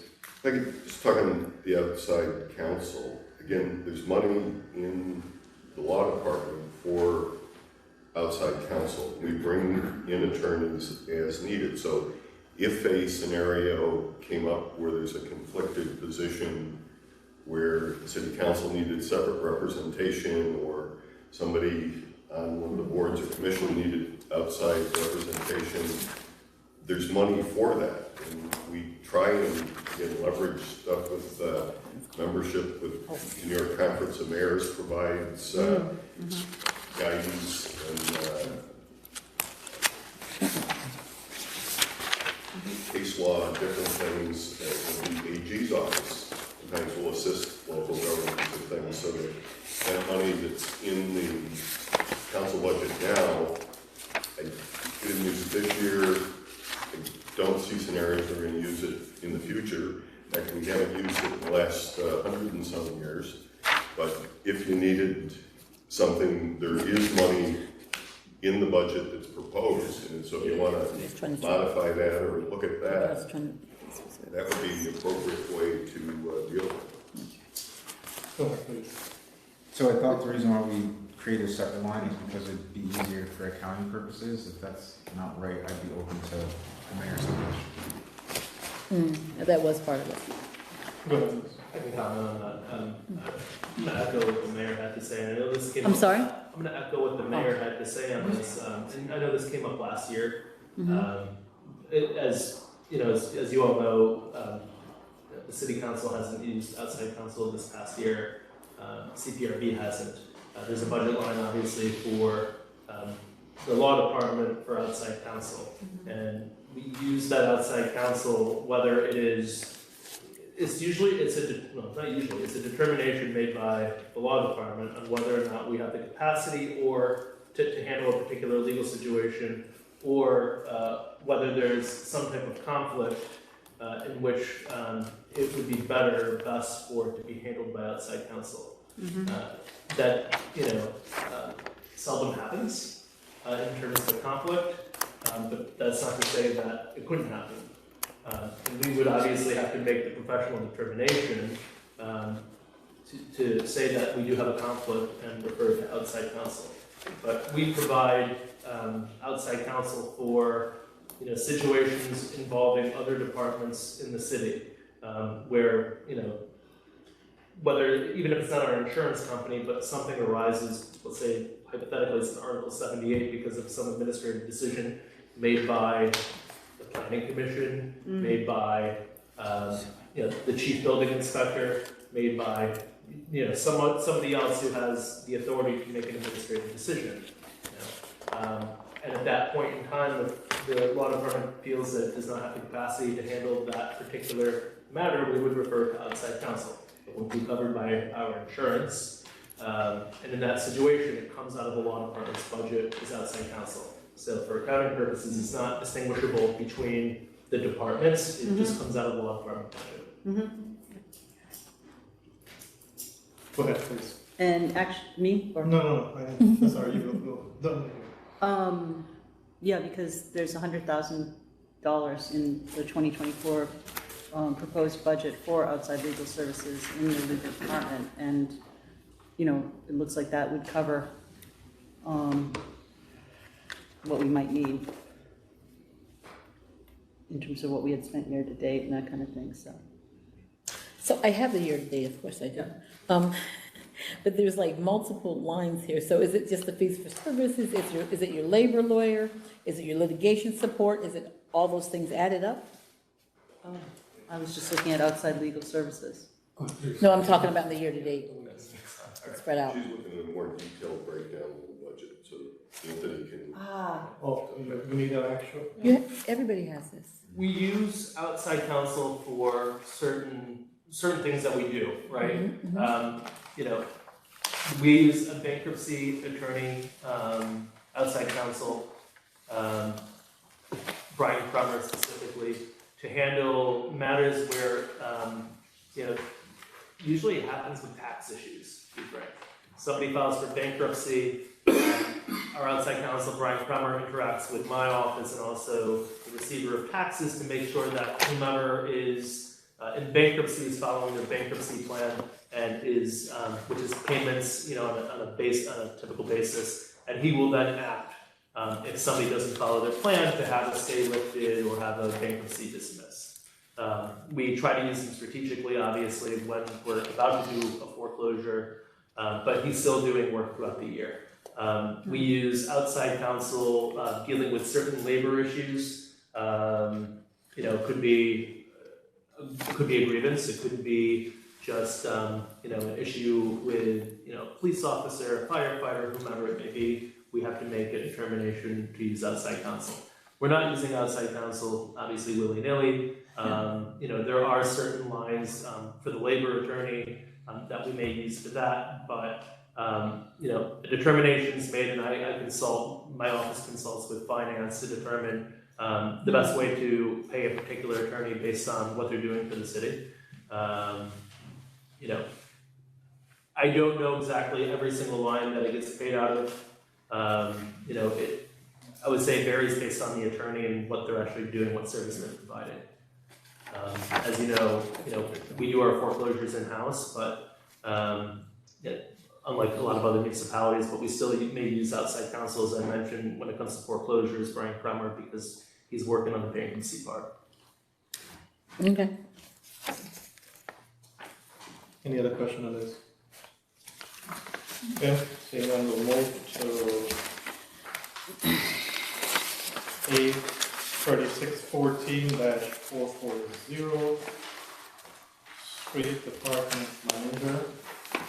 May I ask if you could just increase this to... No, I don't think the thing is right. No, A50, oh, sorry. that's what you have on here. 36. 36. Sorry, yeah, that's outside council, sorry. A 5010-100, Street Department Manager. We ask us to bring this up to 4% over the 2023 salary. There's a narrative there, and all of us had an opportunity to listen to Mr. LaFont explaining how the work is being done currently. The street department manager, street department manager and the solid waste supervisor, is it? So removing, the idea is to remove the Director of Public Works to keep the Street Department Manager position. Right. And move that to, I think 104,000, so 52K in the street administration, I think, and then 52 in the waste administration. Right, Yeah. but when it was first, not you first, but let me just look. I have a note. When it was first brought forward, it was changing a title, right? That's correct, yes. At Okay. first, and they It was- said they'll make it the same title for both. Right. And increasing it from 45 to 52 for both. Right. Because the guy's gonna be saving us about 80 grand. Wait. He's gonna be the same guy doing both jobs. Is that correct, Matt? That's what I'm, So 52 from one line and 52 from the other. Yes, Right. that's correct. But when we first were given the budget, it was, this title, they changed the title to Director of Public Works. Right. And the proposed salary, at half of the proposed salary, was $45,968, not 52. Well, Paul came back to increase it, if you were here that day, right? 52. Okay, And because there'd be a savings of 88,000, it's gonna be one guy doing both the jobs. The Director of Public Works, he wants to change that to street manager also. So we wouldn't have that 88.4. See that 88,339? We didn't, it's not being Brought over. budgeted in 2024.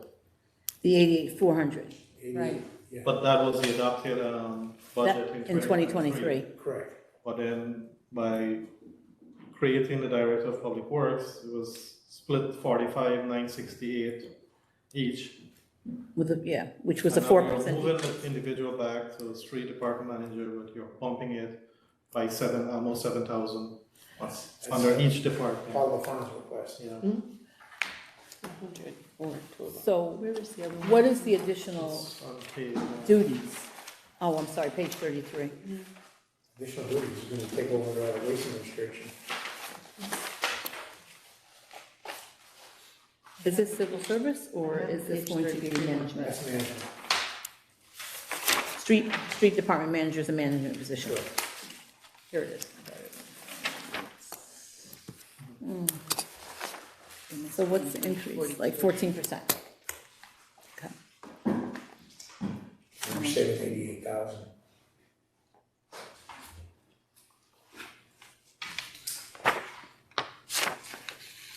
Any other question on this? You find the other one? We did You know? not, but I found waste, but I just didn't find that. First other- one is 8160, 100. It was the director of public works. And Oh, here we go. and then They 60. changed it to street manager, and they're going from 45, Yeah, they're not doing the, 968 to they're 52,000. not filling director of solid waste. And now they're not doing director of solid waste, they're taking out the 88,000. Yep. I got it, I see it. So, So actually, his department went down overall. The overall total budget was down, I believe, 1.69%, but that's what I wrote down, but. so, I mean, I don't have the job descriptions in front of me, but I guess I'm questioning how one person can do 2 full-time jobs.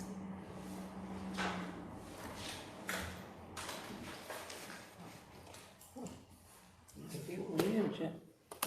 Well, it's managing, it's gonna take OGS and waste and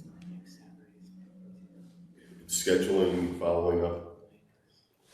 Paul believes that it can be done. If you let him in here, get him in to give you a more detailed explanation of the work. Because I mean, I imagine once you get to this level, it is a lot of work. So I just like really wondering how that could happen. It's a lot. All with OGS and wastewater and water, you know? Save the city, I don't know, hundreds of thousands of dollars a year. He did 2 jobs. I think he's got confidence in this guy. Yeah.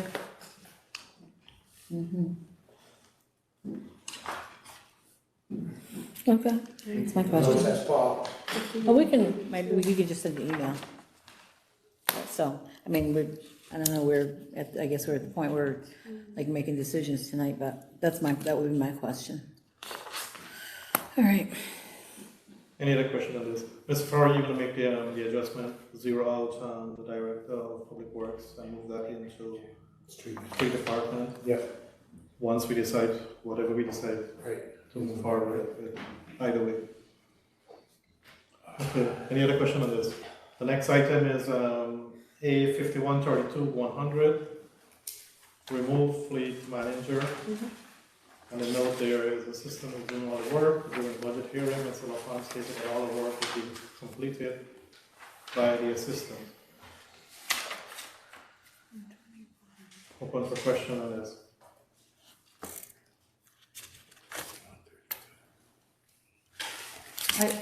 My note said that they're short-staffed, but Okay. Assistant waiter or just basic class? you want to get rid of the fleet manager. It's not full, No. it's not currently, Oh, it's not, well, there's no one in that position.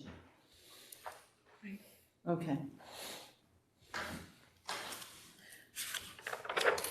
So was Mr. LaFawn recommending getting rid of the fleet manager? Yes. Okay, No, he didn't recommend get rid of this position, he recommended to add the position. 'Cause Back this year. we didn't have it last year. Yeah, that's what I was gonna say, we had it at one time, then we didn't have it, and Do you remember the circumstances of? Is this the night guy? I just, no, that's a different, Oh, okay. that's. I just remember that when he said that this other person could do the job, but if you wanna tell the The point is, what circumstances. happened was the person who completed half the test, so he went back to being an assistant manager. So he's been doing the assistant management job. And now Paul says he wants to bring somebody back in to help now.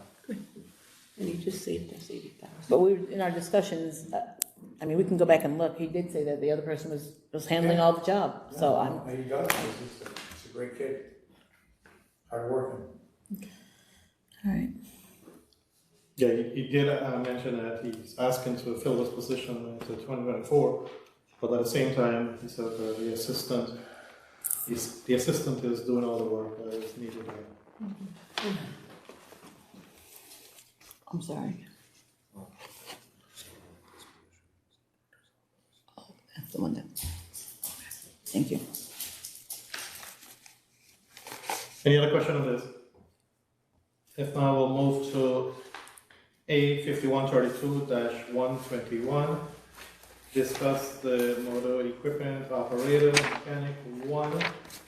And there are some notes there with some concern in terms of liability and having this person work is solo shift by him or herself. So as you know, I brought that, because I'm still concerned that a person would be in a garage by themselves all night in, you know, in the event that something happened. So I looked into it, and there's no OSHA requirement that we cannot do that. But again, I have concerns for the safety of the individual and for any liability on the part of the city should something happen. So if we're going to do it, then I really would think that we would want to establish a work alone policy for when people are in this situation. So there's some protocols put in place for somebody who works alone, and should something happen, there's ways to trigger things for someone to know that something's happened. So, and if this is the same position also that they're getting this lift for, this portable lift, that even makes me more concerned. But, because, you know, things happen in garages, so I understand our need for it. However, I just want to make sure that we have systems in place that this person's individually in a garage at night by themselves, that we have something that's in place. And I mean, it's not up to me to decide staffing, but even having somebody else rotate in would make me more comfortable, but that's not my call. But I just wanted to express my concern around that. Any other question on this? Seeing none, we'll move on to A 7110-100, Director of Parks. They ask us to increase that to 4% over the 2023 salary line. All right, Mr. Dean, the Director of Parks right now makes 80,000. This is 4%. The 83. Let me see. 87. It was budgeted for 72.8, but he's on the book for 80. So the 83.2 is the 4%? 4%, correct. 80,000 even? Yes, that's his salary. Well, it's, okay. And again, So it just didn't show when you hired him, you brought him up to 80,000? Well, again, because the position was vacant, rather than use the recruitment line, we used money that was within the original appropriation, but that was the salary that he wanted to be hired. So I could have taken it out of the recruitment line, and it makes the accounting more complicated. It was just take it out of that line and pay a little bit more, and that's what the budget reflects that I've submitted to you. Oh, there's no way to know it because it looks like he was making 72 and then went up to like $10,000. That's what it appears. Yeah. That makes So, sense. but it's 4% because he's currently making 82. Currently making 80. Currently making 80. Okay. Any other discussion on this? The next is A 8161-100. Why the 8+% increase for the assistant solid waste supervisor? Any CSA supervising 1037 employees has to make $150 a week more. So, because of the big raises that 1037 got, received, they gotta make $150 a week more than that. Oh, So that $150 a week is 7,821 by itself, so that's why he's got the big increase. okay. Question on this?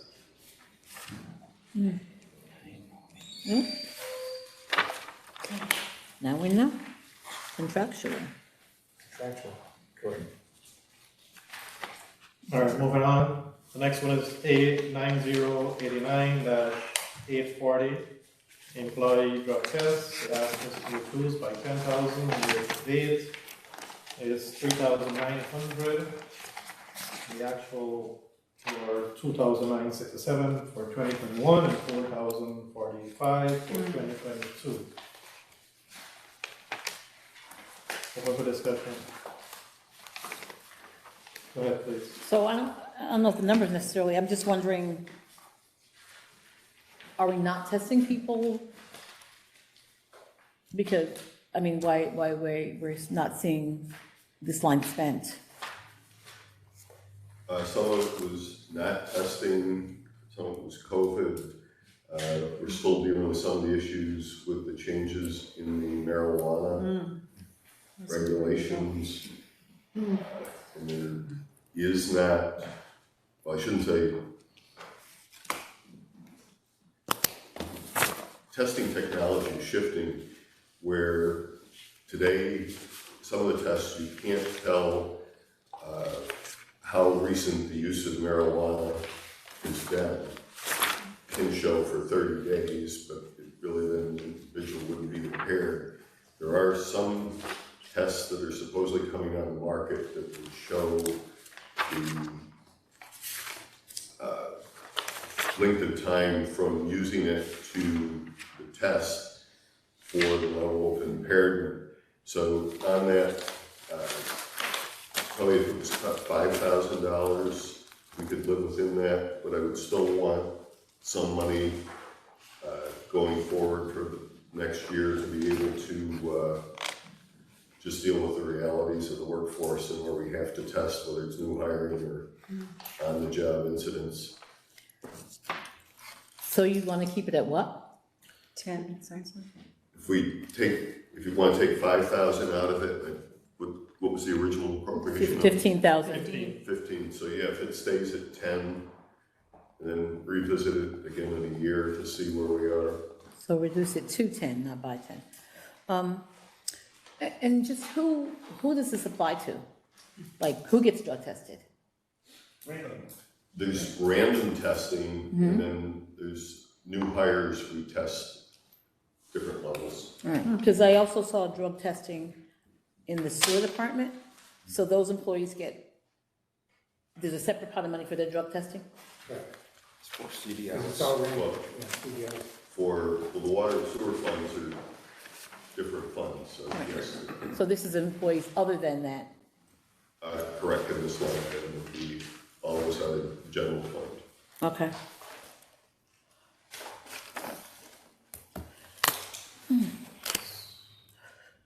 So are we okay to keep that at 10,000? Okay. Next item is G8120-121, CCTV operator. I think this was some typo. I think we did receive. Oh, yeah. We did receive a copy with an adjusted amount. Sorry, just to walk us through it. Is it this, Yes, is this one? Yeah, He went from 58,416,2023 and 65,968, 2024. That is due to the $3 an hour raise. So $3 an hour times 40 hours is $120 a week. Times 52.14, it's $6,256.80. So 58 and 62 gives you 64,672.80. And then in 2024, you get, and I have to add 2% to that contractual. Okay. Comes to 65,968. Okay, Okay, Okay. you ready with Yeah, that? if you look at the diagram. oh, thank you. You will see it, but I guess I know. Yeah. Page Right. one under He super, gave us a printout too, thank you. because we need more paper. Let's skip this other two items and go over to the next page, and then come back. I think we did address this one here, 8, 13, 55, 100. That was for the real property in the something we did, I don't have. No, this is, Oh, Yes, we it's the did. next- No, that's for the city it's the next assessor. one. It's the next one, 1356-404, Ms. McElroy. Oh, also, right. Recommended. Right, so we A did, change in, an increase. Let me go back to that page. if you Yeah, don't the mind. real I think it was analyst. because the person is supervising somebody that's making more money or something. yes, but they gave us something that they increased it. That was already done, right? Or they No, increased it to that- 60,000. That's not increased in the Wait, proposal. where are we here? 1356-404. assessment of, Okay. The 1355-100, we did Ms. McElroy, but she also asked about the real property analyst. Right. Or appraiser. That is the institution. No, that's been. 56. I'm She getting went there. over I'm getting there. 4%. Really, Oh, it's page not much 5. more. What was it? I couldn't remember if it was the appraiser or the analyst. I didn't write that down. 54,000. analyst was asked for. Yeah, Is that so, what you, Oh, yeah, because No. you can see, right? no. so she asked an increase for, the, real property analyst from 53,756 to 54,000. Oh, so it's like a couple $100. Yeah, 200 and, What was the ask from the, $4. what was the ask from the department head, 54? 54, as opposed to 53,756. Is it even? Is it even, 54? That's what I Correct, asked. yeah. That's all she asked for? It's like 200 bucks more? That's it? 244. That should come from. No, it was more. I guess I must be wrong that was Yeah, because she was I thought it was supervising- more than The that. person was supervising somebody, but, no, we didn't know what the figure was. And we have that. No, I'm writing it down, but that's only a couple $100. Can anybody else remember? I thought, I don't know, for some reason, if it's only a couple $100, then it's not gonna bring them above, because my understanding, if I remember correctly, is that she was supervising the real property appraiser. I believe it's the clerk. Oh, The she's clerk? supervising the clerk? Clerk makes way less than that, Yeah, she just started this year. so that doesn't work out then. Well, anyway, so the assessor is suggesting 54, Anthony? Or 54, Derek? yes. Oh, The original request was 54. Everyone Yeah. should have that, Yes, original request. Oh, sorry. it's, yeah, we have it, but there's just a lot of regular. That's what I'm looking for. Okay, yep, and then when you gave it today was the 54. Correct. Oh, it's actually the next one that I had. Right below that, 1430. 1430, let's go down and just here. 1356-404, the assessment board review. Oh, I think we had a discussion with the assessor with regards to this board attendance. Member is not attending all the meetings and it's creating Yes, that was the one. Yeah. the bottleneck on the rest of the members. It was So 16. she was going to come back to us with a recommendation on how we change the ordinance or legislation to address these concerns. And I think all of us will go over with that to kind of work with her to address those concerns, because this is not the first time the board is finding some difficulties in their functions. Mr. Mudaber? Go ahead, please. So a couple things. I thought that Mr. Colden said that that was something that we'd have to look at the city code about in terms of changing. Yes, please. It would be outside of the budget process. If Gotcha. the budget is setting the numbers, you'd have to go and look at I don't believe that it's set in the code. I believe it was approved by resolution. Okay. So the council could obviously set the fees that are paid to the people on the Board of Assessment Review by resolution. So maybe we leave it the way it is here, and then moving forward into the year, get that analysis and think about it, or what? Yes, I think that was discussed, we have to call for public hearing. Right. I can talk to Ms. McElroy about it. She and I Yes. discussed it quite some time ago. And I don't know how many hours, obviously, that they put in. I imagine that, she would have a better sense, and the council would have a better sense, and they would have a better sense of whether or not, if you went to, some other type of payment arrangement, let's say hourly, if the $16,000 would cover the hours that they put in, because I don't know those hours. The concern I think that she had was that there was actually a particular person who actually didn't show up for anything and was still getting the same. No, they showed up for, if you don't mind, they showed up for one day. They didn't show up for the day that they were reviewing, and then they showed up for the deliberation, but still got the full salary of everyone who had been there the entire time. Not salary, but stipend. That's what she, yeah. That was would what be her outside concern of was. That would be outside of the budget process. That's something else that the council can address outside So- of the budget. I'm happy to just move on. Yeah, we did ask for recommendation to come back to us, email us, get us involved, let's see Okay. what the narrative is to move it forward and to make the necessary changes so that it can better serve the assessment office. But I do have one thing, because Go ahead, please. the document that was given to us today, there's 0 on this for the bar. The bar is 16,000. There, on this document we got today, there's nothing in there. With the changes that were requested.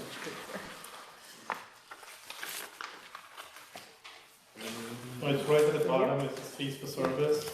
Board of Assessment Review that we're talking about right now? Well, that's So, yeah. from her, she probably. didn't Yeah, fill it out. yeah. She That's didn't the fill original. it out because she wanted to make Oh, changes. oh, okay. I'm like, That was from her. oh, okay. She asked for Oh, all right. So Molly did, her original. I mean, the assessor's office gave you this. Yes. Okay, thank you. All right. So we'll follow with that and make sure that we I see. address that But, with Mr. Kohler. I got it. but we're leaving it as it is currently in terms of in the budget, the Yes. amount. Okay, thank you. The next one is A 1430-100, payroll manager. Raise salary to 60,000 from 56,000 to 61, so slightly higher than the personal benefit clerk That was the that the one. position supervised. That was something that Ms. Ali was recommending, I believe. Open for question on this Oh, one? that was, Miss, Yeah, okay. No. Oh, okay. because this is the one where the person is supervising somebody who makes slightly more money than that. Management. I would support that. What's that? I would support that. Okay. Is this person CSE? She's a manager. The other one Manager, is, okay, so the other the one. raise Okay, so this is Okay. management. Yeah, Management. So we're let me make notes on this. so instead of asking for- 56,265, it would be 37, 35. 60. The additional? 6. You the additional? Yeah. So It's the payroll manager, yeah. All right. are we good with that? Okay, the next one is A 1441-100. How much to add an IPF 3, perhaps part-time? It's $40,030, step one, 44. 40,000. Let me just see what my note was and why I even said that. Oh, so Mr. Wallen must have suggested that. He had a, Somebody, I wrote need IPS 3. yeah, he had one, and she moved up to a better position in the city. Oh, she went to utilities? Is that where they went? No, she went to Cook's. Oh, that's right. So in that particular instance, how is that kind of, so there's no administrative support in that office? Yeah, they have IPS for, what's her name, the person who's an IPS for. And you see, they also have an IPS, version of IPS Specialist 3 in there, in 1440. Oh, it's public Oh, works. Excuse me, 1440. yeah, Yes, yeah, it's the same thing, public Okay. works. is- Okay. Oh, okay. it's the I same can- department. Then I'll Okay. take away my suggestion. So they're both, Okay, So you're taking that off? I can, okay, taking it out. Yeah, there are two positions, there one is Gotcha. a 3 and one is a 4. Yeah. Okay. No, good ask, no. And then the other one we already discussed, but that was the confusion that we had, if you don't mind if I keep going. Yeah, so the other one was changing it from mayor recruitment funds just to recruitment funds, because that question came up the other day. It's just a change on the wording. and we copied and pasted. So I mean, it's no Yeah, well, money difference, it's just that people were confused because about that, but it's not just to recruit for the mayor's office, it's to recruit in general. yeah, I don't think we ever used this, but we never used it. There was one attempt to use it and the individual just walked away. If you can recall, yeah. It was put in there just for a cushion to the mayor during the COVID that people weren't Yeah, seeking jobs and incentive there. I think that is going away now. People are applying, they're coming forward applying for jobs. That was. yeah, I'm Not as not fast saying as take we away the want. money, I was just saying, let's just change the line, so that future, We could use it for Mr. D, because it was in the mayor's budget. It was Right, more, right. Not parks. right, it was more of a need at that time rather than now. It's not much of a need now. So for this line. we already did senior centers, and then I already mentioned what I felt about the outside counsel for civilian police review board. And, oh yeah, this is the one where CCTV, I think we addressed that. 8120, 121. Yeah. Yeah, we settled that.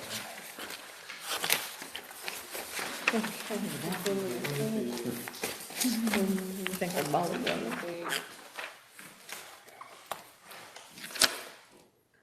120, Oh, 121.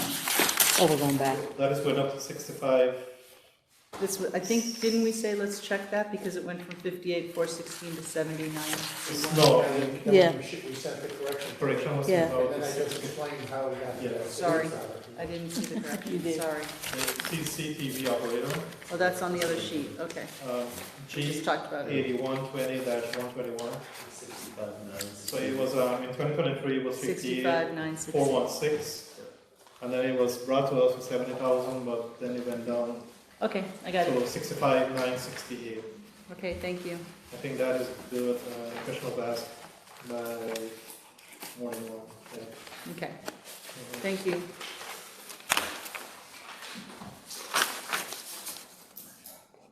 We're good. Last one.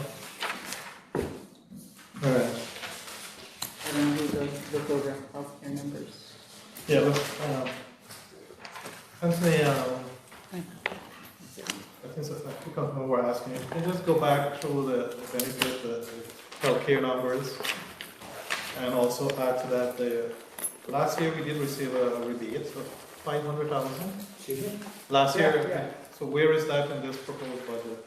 In the proposed budget? Yes, the $500,000 rebate. Are we not receiving any rebate this for We 2024? hope we're receiving a rebate. What we do is usually put that, the rebate we usually get is from the pharmacy. Yes. What we usually do from the pharmacy is to, I believe we just, where is it? Last year we did receive a budget of 500,000.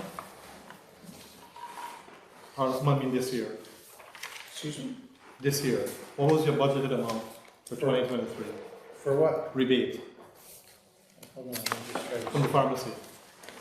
What page, John? Says John, what page are you on? No, that would be all the way down to.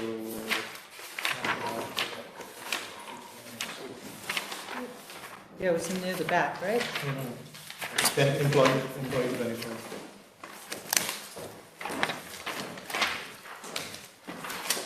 Have to double check. That is Oh, page, it's, page 48. 48.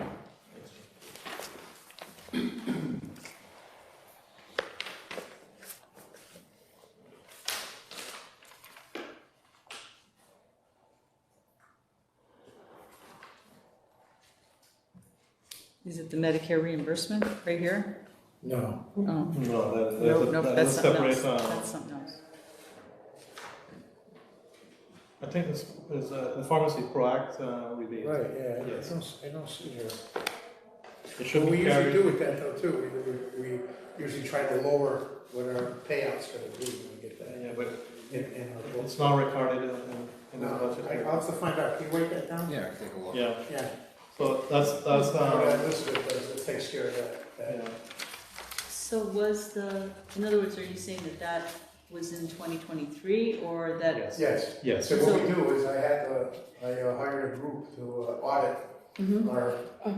our things, and one of the things that we're getting is to make sure that they give us the full benefits that we pay for, Mhm. Yeah. and that's how we get the rebate. It's a rebate That that was like across all municipality 249,000. that it will receive, and it's attached to the Proact, if I'm pronouncing it, Proact, the pharmacy. So my question is though, is that a guaranteed rebate No. in 2024? I mean, in other words, That's not guaranteed. yeah, so that's why it's not in the budget. Yeah, that's what Yeah. we. Well, See what I we mean? had it in the budget for 2023, it's not really. I don't see here as a.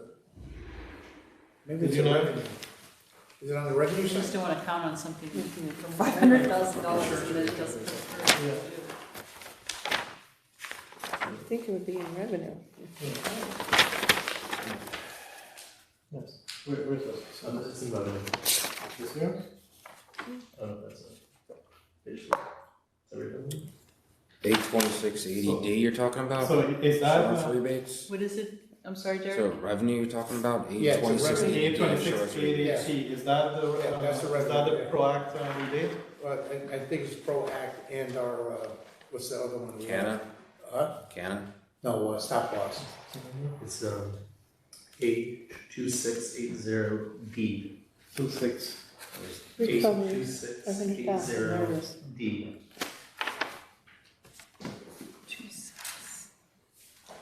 Recoveries. Oh, insurance recoveries. Yeah. Yeah, good. Gotcha. Ah, so 2680D, I see it, yeah. So you And put that it in- line is a rebate line? That's a rebate line, yes. And, we But put so the it is in revenue, we don't use it as a revenue. We don't put it in as an expense. You know, we put it as a revenue. But what if you don't get it? We're shooting for it. No, yeah, don't say that. It's like what- Just know, in my, what happens in if my you don't pay former their professional taxes, life, I right? wouldn't let anybody let me put grants in. Yeah, what happens if people don't pay their taxes, you know? It's- Well, that's true. You know? We get it. So that's just something that they do every year, possibly? Was Well, it we having have, to do we with have, like I COVID? said, we have a couple of things. We have the stop loss rebate and the. That's good. We pay a lot of money. I'll A tell lot you, of money. on the healthcare part, I mean, I have notes here that you're saying is going up by 14% higher. But across the standard, across the board is going up like 6 to 8%. What is the difference with your 40% going up here versus the 6 to 8% across? I felt that 14%, the way we've been really working the last few years, we're probably between 6%, and I felt, I didn't want to raise the budget to 14%, where I felt we can get away with 6. Because that's what our cumulative base is, you know what I mean? The last year, I think you were at 6, around that percent. Last year, you were at 6%. Yeah, So 14% higher this year. yeah. But, you know, some of the trends were during COVID, we're self-insured, we're paying what the actual usage is. People weren't going to the doctor as much, people deferred procedures and other things, so the costs went down.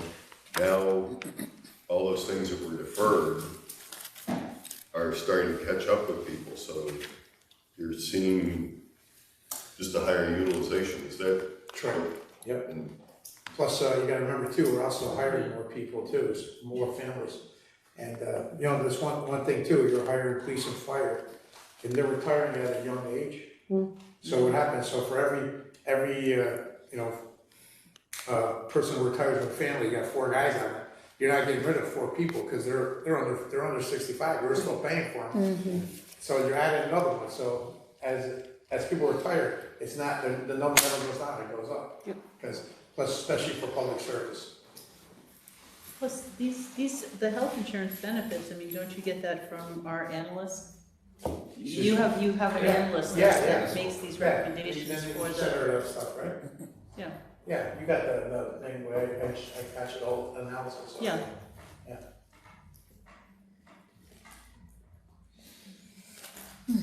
Any other question on this part? Okay, let's move back.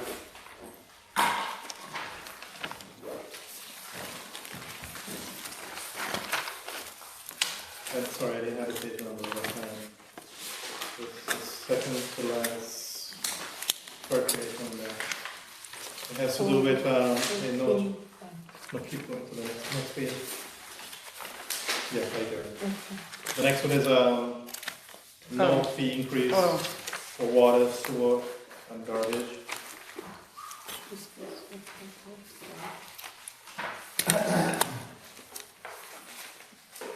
Mayor, can you help us with this? He's just talking about this, what this says.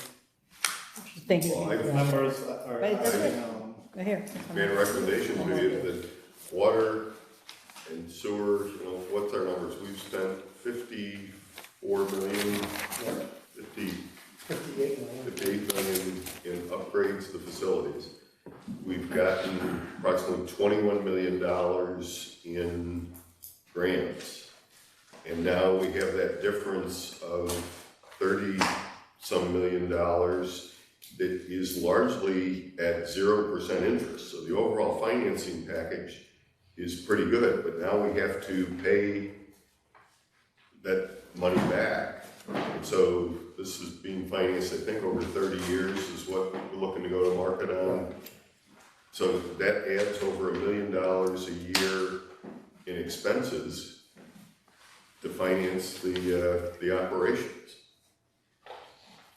Anthony, do you have an overall number in regards to the water, sewer, and garbage? Overall, the overall number, What does that mean? the increase? It's like $174. No, in terms of all the units. Yeah. I think for the, do you have the units for garbage? We have the rates in the budget. 1626. We have the, for the waste, there's a sheet that was handed out to all the council members. We have that. Do we have a number of units for the, Paul, I thought he gave you his numbers. Paul LaFont for water and sewer. He gave us waste collection revenue, no, and I don't think so. gave us, do you think, I don't know. Yeah, that's for the waste. Yeah, that's all I got.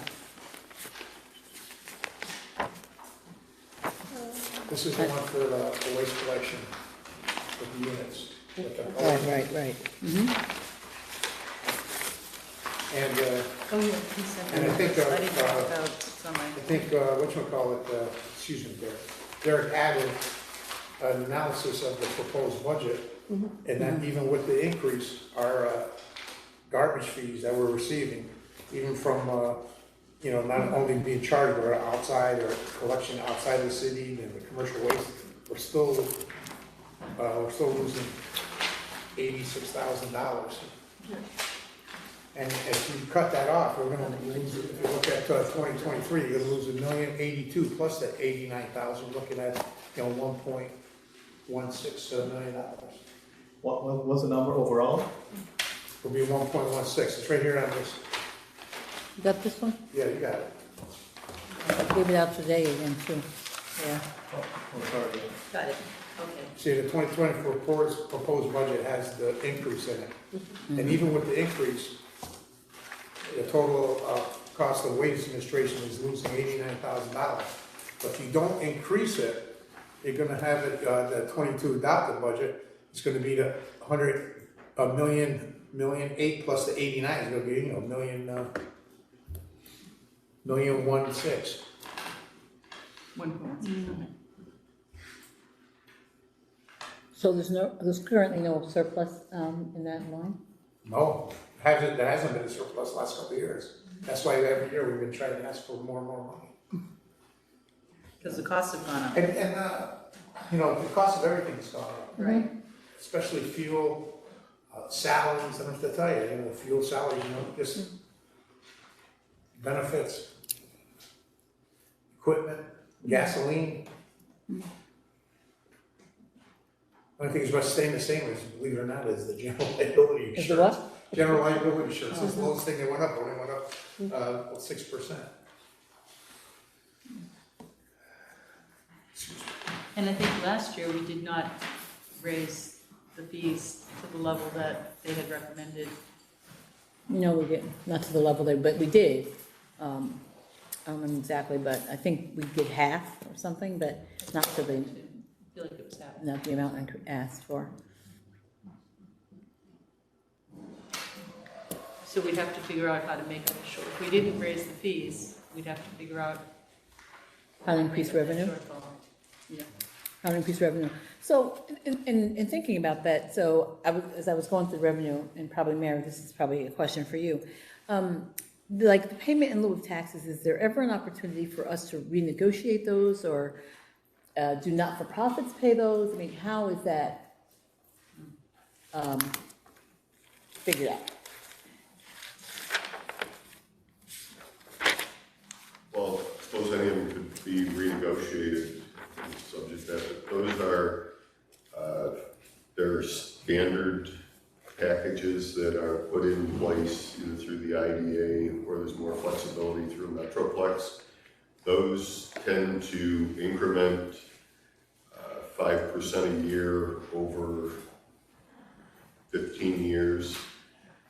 So you're discounting the initial years, which creates incentive for the investment, and then it ramps up to what hopefully is full participation at the whatever the current tax rate is at the time at the end of the agreement. So we are seeing increased revenue from those, but again, you're also seeing the economic development that's happening and where the robust numbers in sales tax are somewhat attributable to the levels of economic development that were facilitated through those payments of those taxes.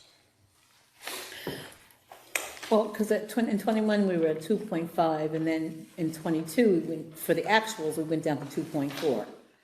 So that's why I was raising that question, according to the information we have from Mr. Ferrari. And some of that would be, as opposed to showing up in that line, it would show up in tax revenue.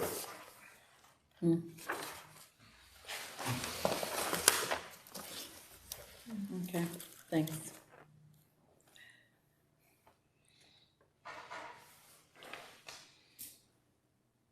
I mean, this is on for discussion because there is a major concern out there in terms of us raising it to that level. Okay, but we have to pay the employees, and those are the costs. Just moving, I was at the public hearing, I didn't hear one person complain about the budget at all. We'll direct all the call to your office. You know, when people are not happy, they come in, and I didn't see one person that come in that said anything negative People about any of tell us, the increases. people will tell us over, we will get called over and over that they will show up at a public hearing and we won't do anything. Yeah, Regardless of what they said. one person. They will make a recommendation here, and we don't even come back to the table here and discuss it. The public hearings. I can say that, I know that no one showed up, even though people told me, I'm gonna come and talk about ABC, they didn't talk about it. But I've heard from people as well in terms of this particular item. I think that's always a concern for people.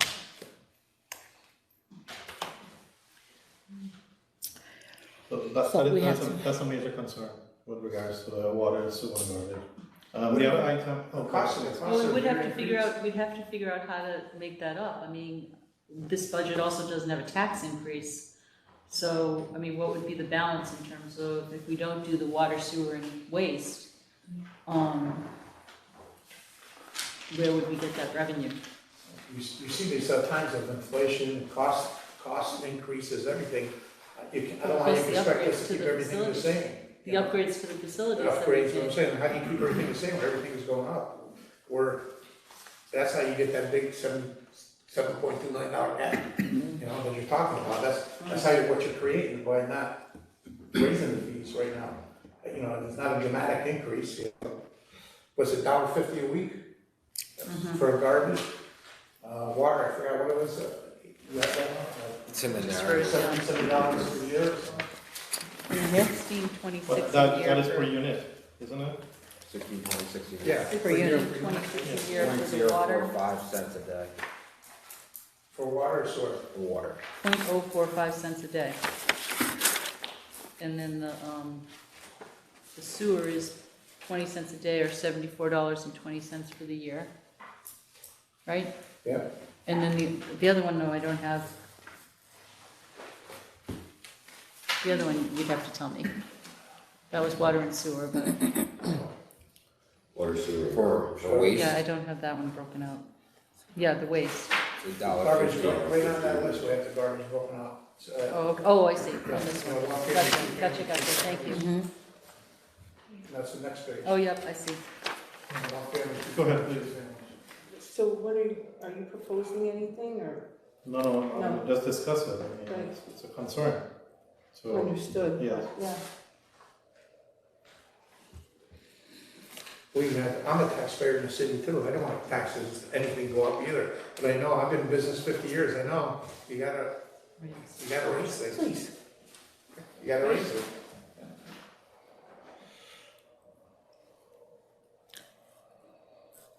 Do you know what we raised last year? Do you remember? For waste. Yeah, did we raise it? It was half, I can't remember the exact, It's it like was half. right? Yeah. It was requested. How much it cost? I want to say it was 50 or 51. I think it was 50. Actually, no, 249. Oh, is this I it? think it says here what it was. In other words, Yeah. this is how much it Now, costs I'm sorry, I was asking what we raised in last a year. year for water, and this is how much You it know? costs in a year for sewer. 225 to Okay. 249 to 327. That's 78. 78? Thank you. And This is for the new rate that they wanna do for, next year, 2024. Yeah, 168.46 a year. I thought it For was what? 174. The For what? total cost of those three increases per household. 1 unit. Household. One household unit. One household, yes. Really. So if you have a 2 unit, that will multiply by, that's what, single or 3. But if they have it,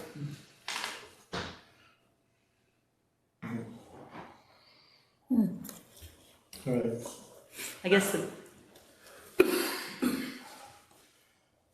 I like the idea of keeping taxes, not increasing the taxes, and $168.46 a year for these three fees per unit, as Mr. Motiver is saying. Per unit.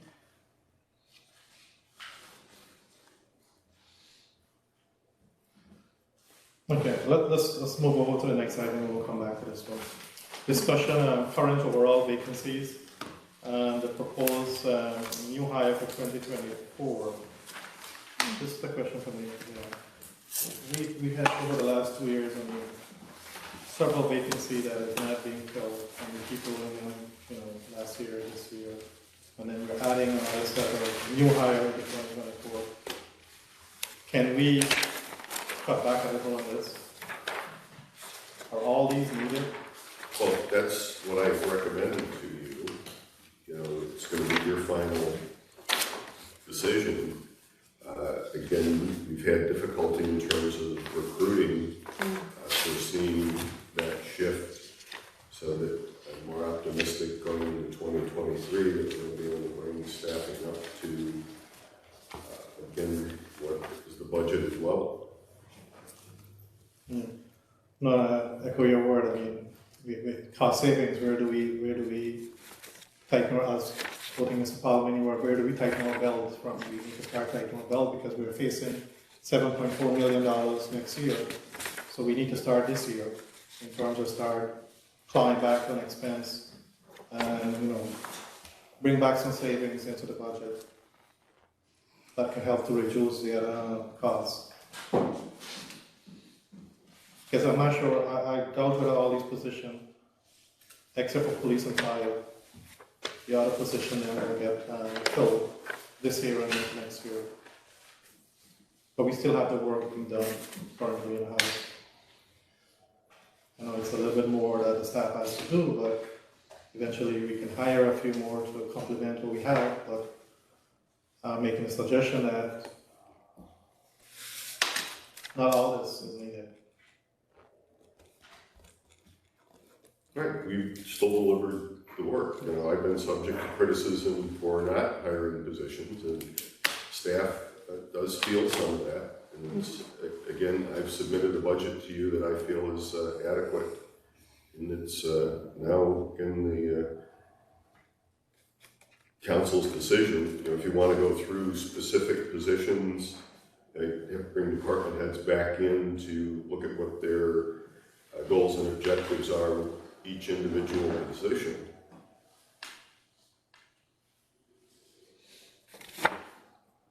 Any suggestion on this? May I suggest, I didn't bring that back with me today, but, and again, I think some of these will remain open just in terms of what the staffing, the recruitment issues that we've had. Yeah.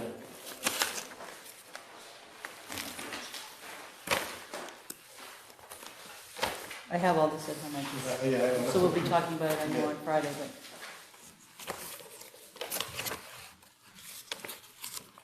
No, I'm just bringing that forward because we're gonna tighten our belt at some point. We can't wait for next year to tighten our belt when we're gonna be more, the number's gonna go up higher. Where do we start? We have to start now. You want a copy? No, I haven't. Yes, I would like to see that, please. You want I to see Please. it? That's part of the paper back with me tonight. Thank you. I guess Please. I'm sorry. Just, Go ahead. I just seem to recall Yeah, so, and that's- someone stating at one Yeah. point how all employees were so upset because the offices weren't being staffed and the extra workloads on them. And now we don't want to staff. Well, yes, we want the work done. We want to staff them, but we need the money to staff them. Understood. And if we don't have the money, then how are we gonna staff them?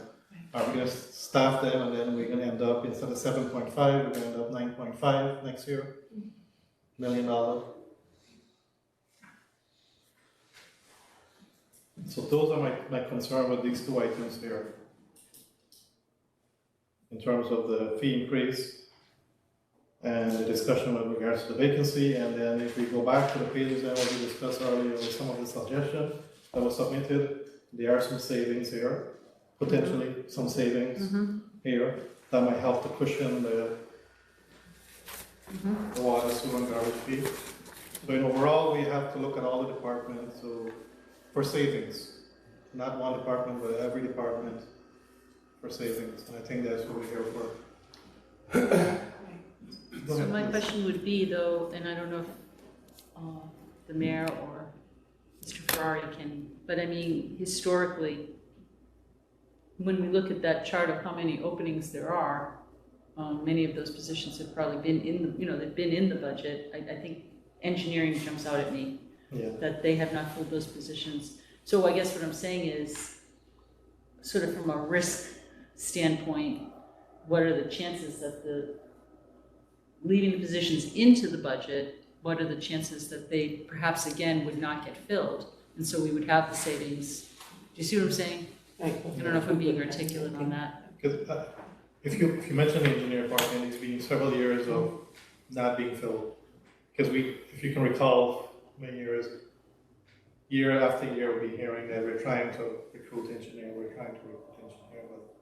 nobody's coming on board. So if we were highlighting, like categorizing, like extended open vacancies and then newly open ones, I think, is that what you were highlighting? I guess, I would like to see that. I think that would be important to see what has historically remained open. Yeah, I was just, I guess that is sort of what I was saying, if these guys had sort of just a bird's eye view of that, in terms of taking the risk, in other words, of having the positions still here, because I think it's clear, again, I'll use engineering as an example, that, There you go. I mean, there's a lot of work to be done on that plate without the staffing, so I'd rather see that the staffing remain in the budget, thinking that perhaps we might get a chance to hire the people. Do you know what I'm saying? Oh, then that's where we deviate. I guess I was looking at it from the standpoint, if something's been vacant for an extended period of time, I think we're Get rid of it. And also, But we, I'm not not getting saying, rid of it, it's not sort of hold it.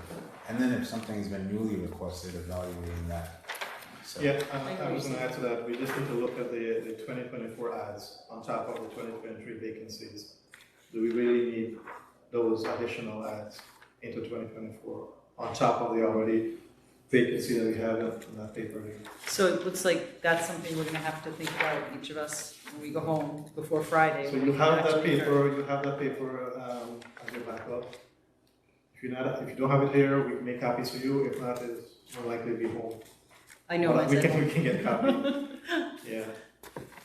Look, yes, I would like to hire all the staff, every department 100%, but where are we gonna get the fund from? Where is the funding gonna come from? And if we're looking at the numbers that the mayor has mentioned, $7.4 million, we need to be very, very conservative, very alert, and to focus in on that number, $7.4 million. It's a lot of money that we're gonna dig in our heels next year. So where are we gonna find savings? We can't wait until next year. It's better to start now. Go ahead. So since we're talking about engineering, I just want to point out the fact that the engineering department Why did you pick sorry, just did I knew already that's- reduce their staffing in the budget, so just so we're clear. Oh, I'm not saying, Yeah, it was just- reduce it was it. just I'm an not saying example. reduce it. Yeah. No, I was just using it as an example. I'll defend you with that Yeah, one. yeah, no. Okay, It was but just- it's already an been done, is example. my point, it's already been done by the chief engineer in terms of his budget request, so So. here we are. I mean, I don't have anything else other than, Anthony, if I may suggest, based on the changes here that was presented tonight, is it possible to do a draft? Let's have a visual look at it. Okay, we'll make Is sure. that possible? And I did that last year. Andrew will make sure our numbers are correct there. Yes. Why don't we go through it then? That would be my suggestion, go through the. Yeah, let's go changes through, so that they can notate it. Because we weren't necessarily making decisions about these changes, we were just discussing them. unless, Friday, we're gonna make the decisions, right? unless, Mr. Williams has any suggestions to move ahead with these changes or to just submit these changes. Let's look at the draft.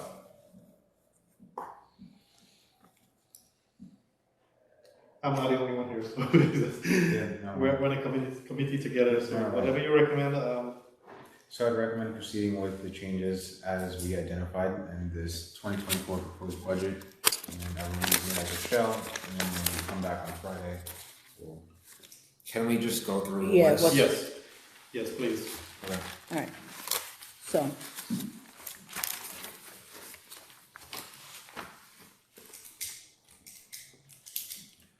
Well, can I ask procedurally, what are you looking to do?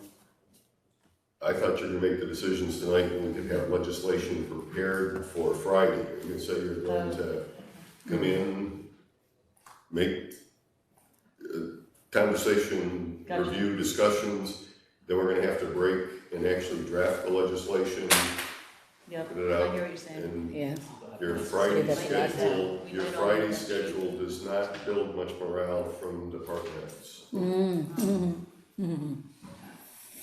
So we'll have to go through these, we have to make decisions, and then if we probably will need to look at that other sheet, if that's one of your recommendations. what other sheet are The you speaking of? staffing one that, Oh. I didn't bring the staffing one with me, but. Go ahead, please. Based on whatever you're going to be proposing change-wise, it's gonna have to be a determination on whether that increases the budget or decreases the budget, Right. so that revenue can change accordingly.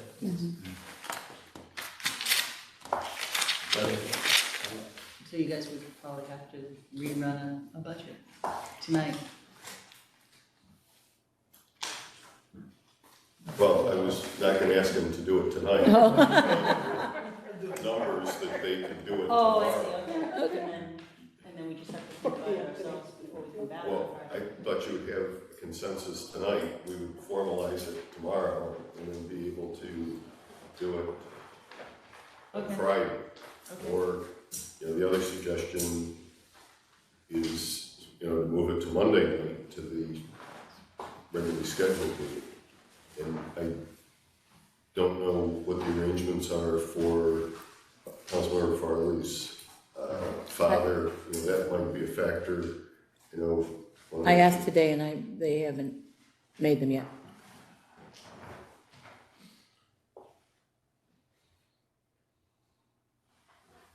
So if that's the case, then let's move forward with the discussion on the changes that was discussed.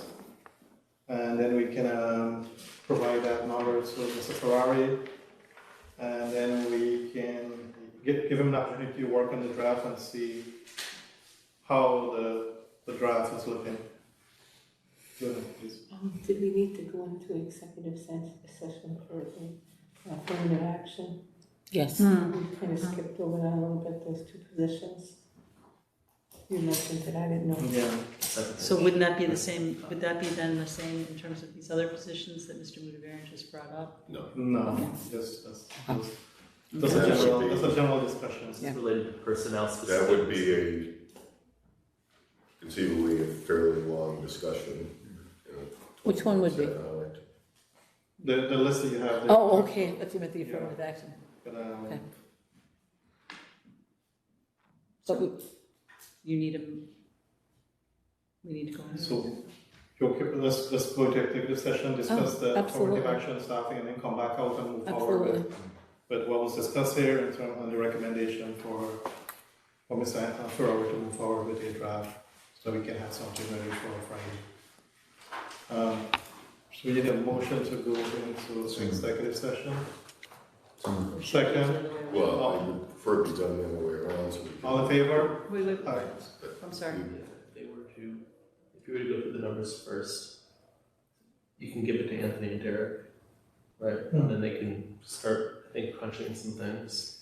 And then if you want to go into executive session to discuss the other piece, which is not related Yes. directly to the budget, we can do That the makes discussion while they're trying to update the figures, if that makes sense. I'm fine with it. either way is fine. Yeah, Make whatever I'm works. fine. You go to that, Mr. Williams? Number one, you had the raise for the staff, for council, 16%, so you're making 14,100, I believe, right? Yes. And you want to go to 16,356. I don't know. I think the total amount, if the increase is 16%, it would go up to, it's budgeted 98.7, right? Yeah, It goes up to 114,492. that's what I got. Right, yeah. Who's winning? Well, that's also incorrect. That only 4 members of the city council would be eligible for pay raise now, because you can't raise salary during the term of office. So 3 members would then be eligible in 2 more years. So that number does not go up that full amount. Mr. Clothing, what's your opinion, your legal opinion? I agree with that. I think there's case law related to that. I don't know if it's directly in statute. I think that's right. I think the legislature has addressed it, and courts have addressed this. It would be staggered based on. That's what we've done in the past. When, I'll put you in a spot, when we did an increase for you a couple of years ago, you took it in the first year of the term. But it was passed at the end of my term, What was it? right?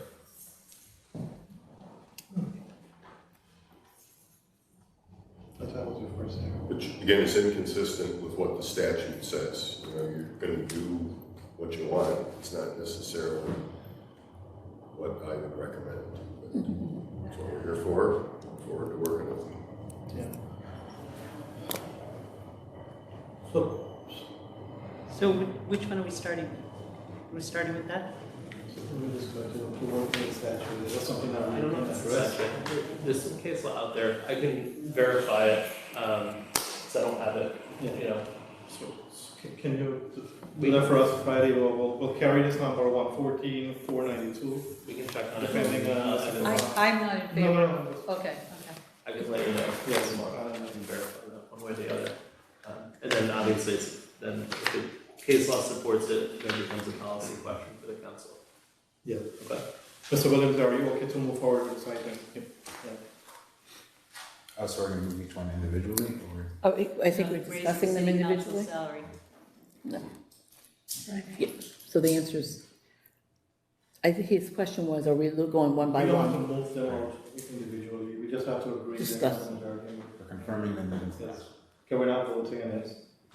You'll, it's gonna be, I would do everything together as one package, so you're not individually voting on each separate line, Okay. Oh, if that makes sense, because there are gonna be other adjustments that will have to be made if things don't go through. So we need, You do each individual line, Mhm. right, and some things go through and some things don't go through. Mhm. It's gonna affect the other adjustments you'll have to make, or that Mr. Ferrari and Derek will have to make as it applies to revenue. So on to the next And item. then you would have to vote on the next, the revenue change on the back side of it. So let's go through all the items, the committee is in agreement, the majority in agreement to move the item, we'll just mark it up and move forward that item. If not, we'll just put that, the back burner. So the next item is a proposed, A 1010-440. And propose to decrease, the outside legal service by $10,000 and bring that to $15,000.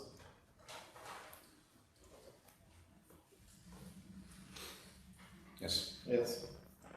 So How many yes? I am confused, I'm sorry. So you two, because you're the finance committee, are the only ones that can give Can- input into this right now? No, you can give input, but the voting yet or to agree to move it forward. Yes. Isn't that how it works? Mm. And then basically on Friday, we would just say, no, we don't accept those changes? It's like any other Yeah, thing that would like- come out of committee. Yeah. It's gonna be voted on by the committee, and Gotcha. then it's gonna have to, either be voted up or voted down by the council at full council meeting. Gotcha.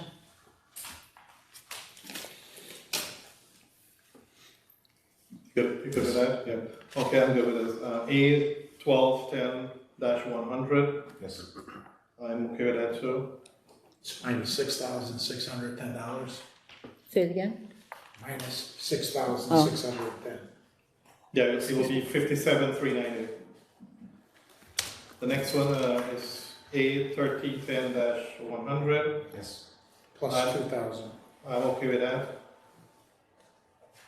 A 1355-100, the assessor, 93,000. Plus $1,064. A 1420-100. There were no notes on this was just a discussion. Paralegal. Paralegal, No money was involved. What do we have on that? That was 56. huh? I thought someone had a figure for They- what a paralegal. Yeah, it's, yeah. It's based on, sorry, I apologize, it's based on CSCA. Right. Yeah. There was a number that was given, it was like $40,030. That was for. It was for IPS, okay, so we don't have a number for this one? Okay, Yeah. okay. The next item, we talk about the affirmative action, I'm going to go in executive session for that. Mm-hmm, The discussion happened on the utilities. mm-hmm. The next one is A 1989-495A-2, other miscellaneous. They asked us to remove the recruitment fund, 15,000. Are you okay with that, Ms. Williams? Nothing is gonna happen, there was a question on the contingency, and that's why that was under there, so there's nothing moving on the contingency. That is Mr. Ferrari's gonna look into that and possibly make adjustment or correction, whichever one. I would say I'm open to transitioning to this recruitment. Pardon me? Transitioning it to recruitment. Rename that, okay. Instead of taking the 15K out of the budget, Yes. So we'll just, he wants to keep the 15. keep it with 15, but let it remain in the recruitment fund. Rename it. Rename it, okay. And the next one, A 1989-499, ARPA, the senior center. We are bringing that to $60,000. And Mr. Ferrer, we're gonna ask that you adjust the description line to account for all 4 senior center, to include Schenectady Senior Center, Highborn and Hall. Yes. That's an increase of 15,000. Yes. It's a senior center funding, isn't it? That was a That's it. It's called Senior Center Program in the budget. pro. Oh, yeah, yeah. seems- Yeah.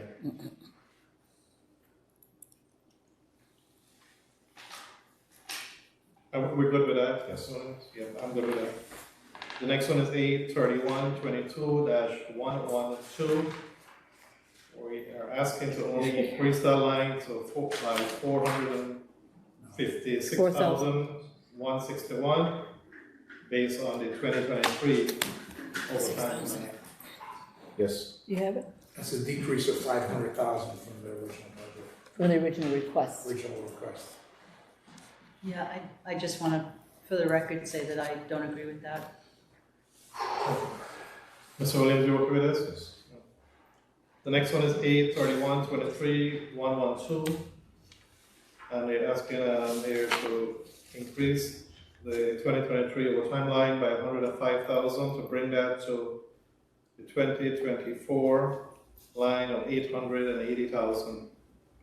That's a negative 110,000. 110,000. Your action in public safety is to cut over $1,100,000 out of those things. That's what you're And suggesting. what is I cutting this would budget. ask you to do also is, because the PBA contract is up at the end of this year, so tonight, when you go home, send me the number that I can negotiate with the PBA.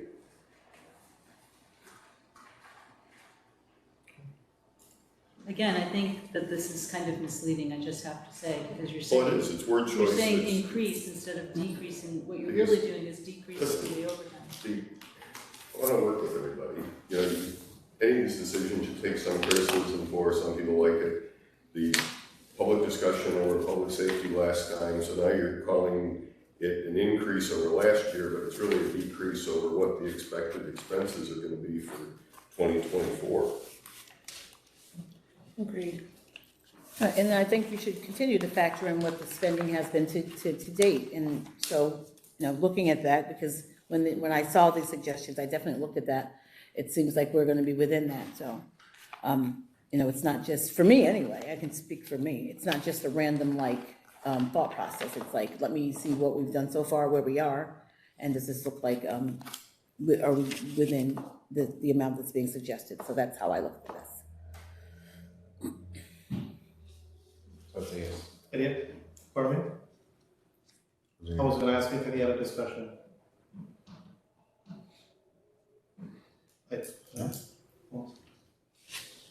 Are you okay to move forward then? Okay. That's a $110,000 decrease, Less than what was asked. less than what was asked.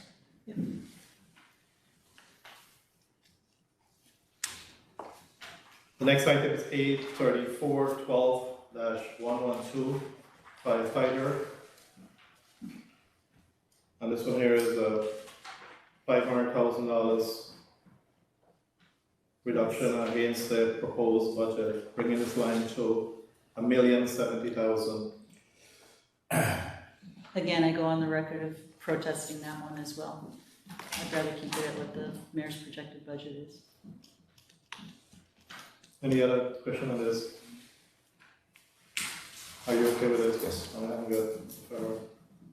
The Police Review Board, A 3614-404. The ask is to increase the fees for service by $10,000 and reduce the outside legal counsel by 10,000. Discussion on this. I mean, I'll reiterate that I don't think they need the outside legal counsel at all. But I do appreciate the idea of having enough money in the training line for 2 people to attend the conference plus the fee for the membership. But again, you guys are voting, but just wanted to be on the record. So you're suggesting, just to be clear, that we just get rid of the balance of the outside counsel, and just, I don't think you need $25,000 there for legal counsel, and so if the $5,000 for the, what do you call it? I think it's training, right? On the budget. So. maybe adding make 10 to that- it was Maybe make that one, 15. maybe make that 8 instead of 5. The suggestion was to increase it by 10 to make it 15. I don't think they need that much. But Well, this year's training is like 3,000, maybe 4. You said 3, but I was told 4. And if 2 people So that's conceivably went, plus the. plus the membership fees. So, Yeah, I can't remember how much the fee is. I'm sorry? I can't remember how much the membership fee is, but. Go ahead, please. So I would say increasing the fees for the training to 15, and based on the mayor and Mr. Colvin's input about the outside counsel, I'd say either moving that remaining balance to Mr. Colvin's outside counsel in the law department, or just eliminate. Yeah, I'm fine to increase the fees for service to 15,000 and remove the outside counsel. And that will happen on the other one also that we have. So remove. There's another one. City council. That's it plus says- 10,000 minus 25,000. The other outside council was for city council that I also thought, Yeah, maybe- 10 minus 25. I don't know where that is, but. So you said you Oh, it's not on your list, it's on my list. 0, Yeah. yeah, but it's going to be. So, okay, so on this item, So A, 15, that's a plus 10. 83614-404, the only increase there is the fee for service going up to 15,000. And we're subtracting 25,000. Correct? That's a different line. Yes. And we're removing the outside legal counsel, Then 0. 0. Mr. Williams, you good with that? Yes. Okay, I'm good with that.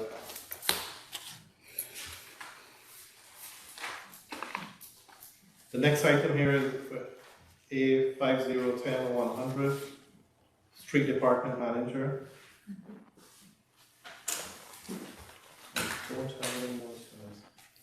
That's the guy with the waste. And Oh, the it's same just guy. like the 52 and the 52. 52, 52.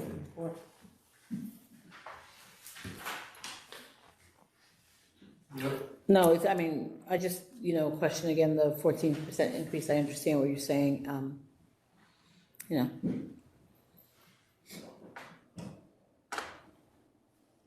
Go ahead, please. Yeah, Mr. LaFont has the ability in this gentleman, or whoever's going to do the job, to combine 52 and 52,000 and then get rid of a position for 80 some odd thousand. I think it's a good deal. Only if a person can manage it all, so. And then we have, as I understand it, because the mayor always says we do more with less. There are other people who are doing multiple things, and I'm not saying there should be no increase, but I believe that 14% is a significant increase. I don't get to vote either, but there's my opinion.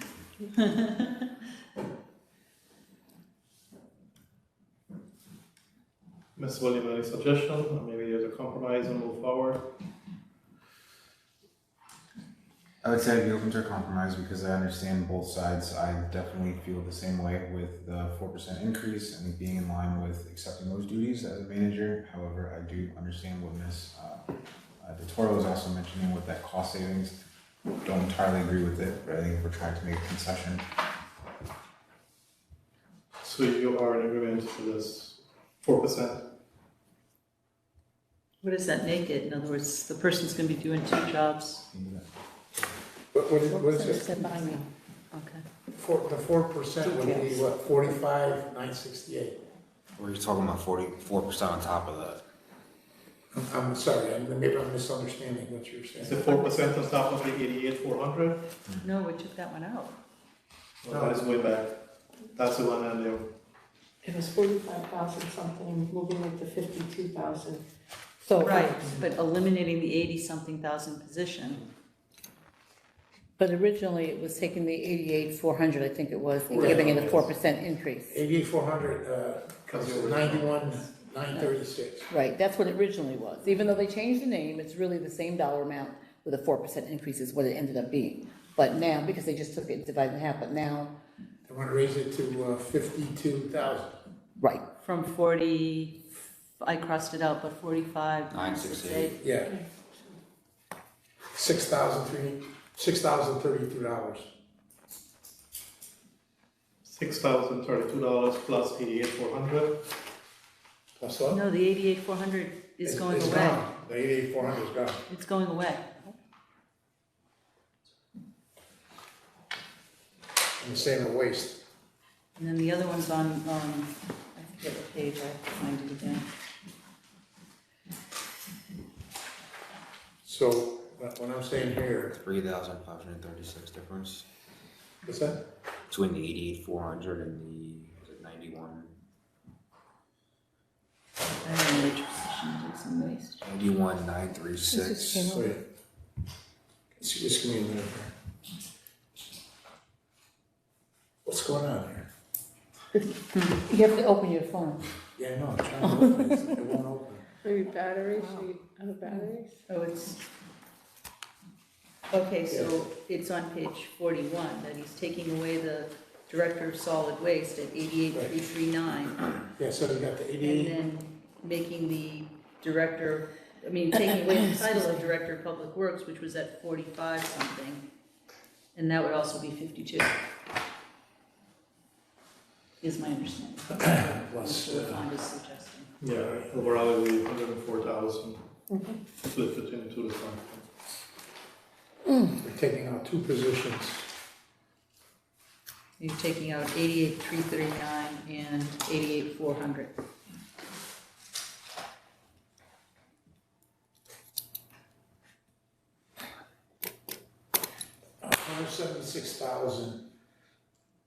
$176,739 is the amount that we're taking out, and we're paying $104,000. So it's a $72,739 savings.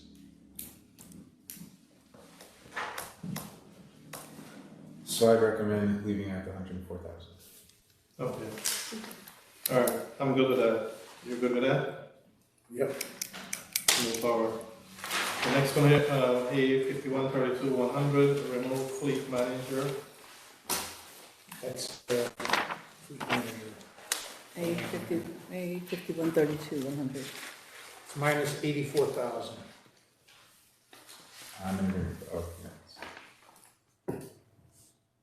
I suggest that we make note, please. Please write up in our sheet. Any discussion on this? Mr. Williams, are you okay with this? Yes. I'm good.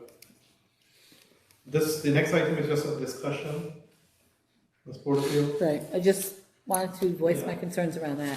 Not saying the position isn't needed, but my concerns for the safety of the employee. Good, please. And I would agree with Ms. Porterfield. And I don't think you can put cameras in there to watch the gentleman all night, but if something's in place of an emergency, how we can call or maybe checked on every hour, I don't know, but again, it's a long night. I worked a lot of overnights at one point. So, but the position I think that Paul raises here is very important. Yeah. And he indicated the person has to work at night because otherwise the vehicles are being used or something during the day. Okay, move on. The next one is A7110-100, Director of Parks. He asked us to just increase that by 4% over 2023 salary. But then we were told that this individual It's already done. is already receiving $80,000. And the $80,000 plus the 4%. Mm-hmm. Any discussion? So that it is 4%. Yes. Yeah. I didn't hear you. So we don't do anything. Okay, so we're not doing anything to this item.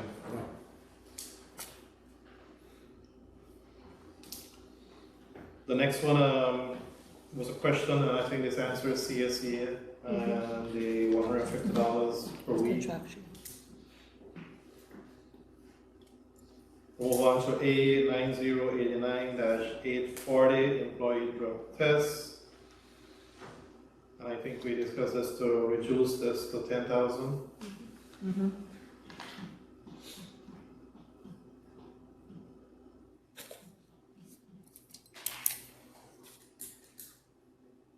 The next item was G8120-131, and we're good with the adjusted rate of 65,968. That is Ferrari submitted.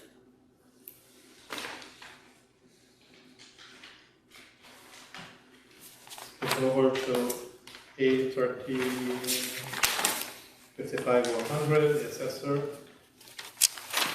We are good to bump that up to 93,000.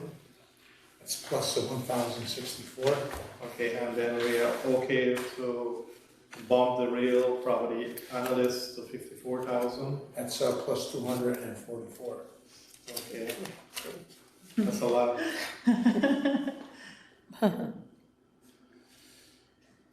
The other item was just, we will follow that in terms of legislation. The next item is A1430-100, payroll manager. That's 3,735. So we are okay to move that to 60,000. Yes. How much was that increase again, Mr. Ferrari? 3,735.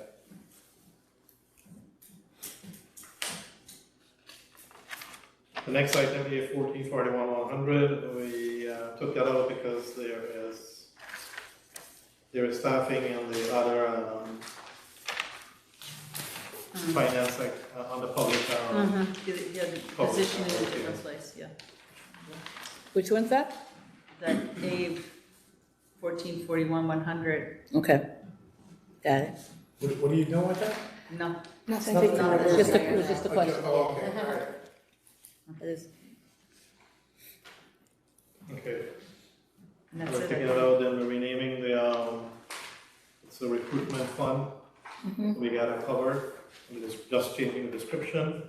The senior center, we all in agreement to bring that up to 60,000. So we're adding $15,000 to that line. Yep, we already did that.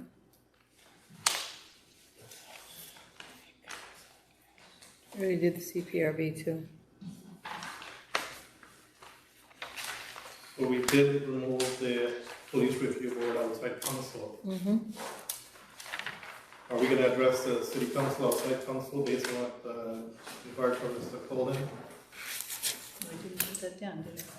It was one item but since we're removing the police review outside council, Mr. Colden has the capacity to make that high, it is needed. I'm just throwing it on the table, please. I would still like to keep it in the city council. I would like for it to remain in the city council for another year. Okay. The 25,000 remain under that line, okay. May I ask why? I would say the reasoning for the civilian police review board, as they are looking to build up their numbers and go to training, I think it is smarter for them to utilize that resource if they should. So they're still in their infantile stages with trying to meet quorum. I think within our city council, we have our 7 members, we are more established, and I would like to truly trial this for another year. But if we continue to not use it, I'm open to removing it in 2024, or in 2025. I just, again, just for the record, I know I don't have a vote, but I think that the idea that we have the external legal counsel, if we needed external legal counsel, that there's money in the law department line for external legal services that would cover that. But I don't have a vote, so I just want to go on the record. I would say as council members were making concessions, my concession was the civilian police review board.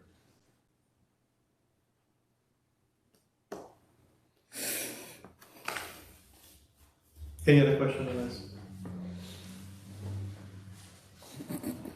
Yeah, we'll keep it and see.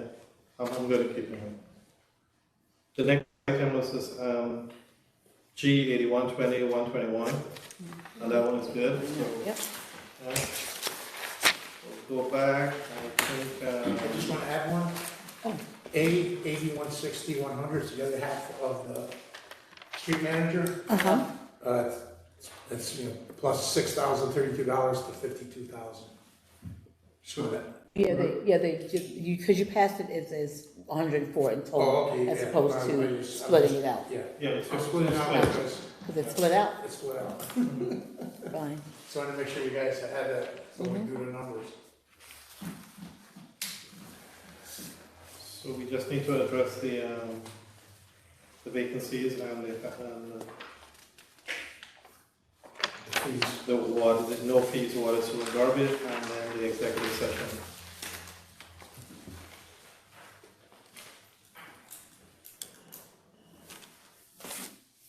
In regards to the fee, I mean, we have some numbers here, some adjusted, some reduction. How much of that, I mean, I should have walked in my calculator, but, that, based on those reductions, we've been able to factor in how much of with regards to the fees, if we need to increase them. But I will need the overall cost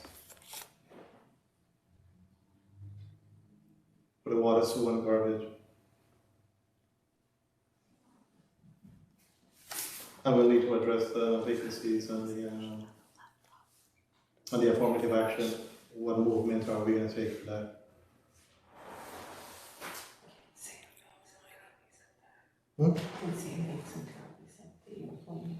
Oh yes, Sam, can you please What the staffing? Oh, you need a copy? Okay. Yeah. Sorry about yeah, that. sure, you can. Yeah. You can have a Thank copy, so. I think it was 2, 1.5, and then it's, yeah.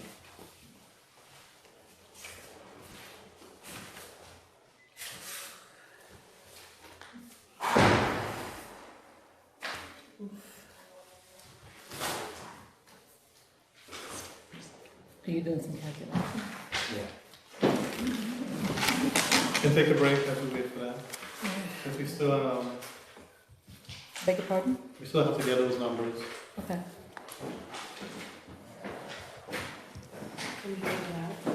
Yeah, take a break, please, take a break.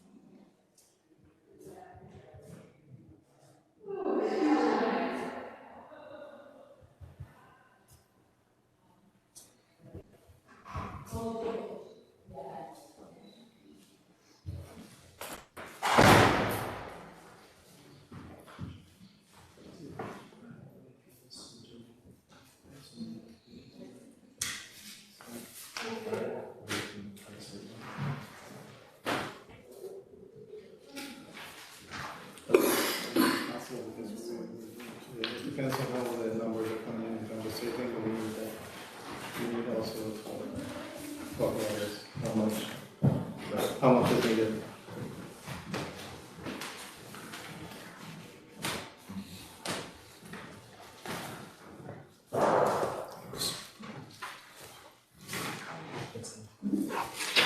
Well, after a quick calculation, come up with a reduction of $1,185,711.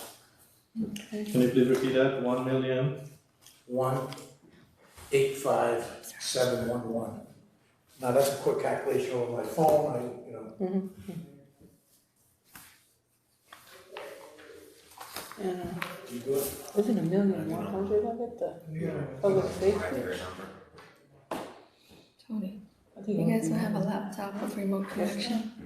We tried, we don't give it to us. Oh, I'm still hungry. Put it in the budget. Trying to decrease. We tried to. Should it be more than that, Anthony? Huh? Because we have two big items, 500,000 each. Yeah. And 110. Yeah, you need a lot So of that. you increase the budget by 59,899, and you reduced it by 1,245,610. So plus or minus is come to, Okay. 11,85,711. I said again, it's, off my phone, so, It's off your phone? yeah, so if I got a couple minutes, you wanna run down? Preliminary calculations. Huh? Wanna run down? You know, we can run down right now and get that number for you. Can you read this? You have it. You have it too, right?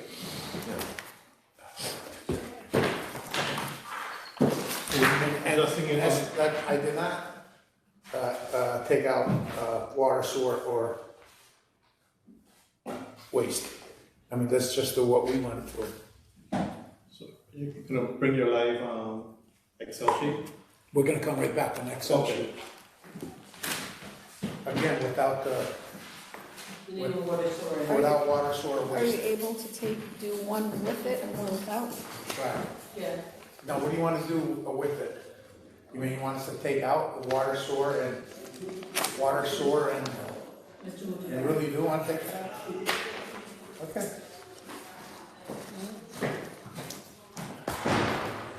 That one was a snack.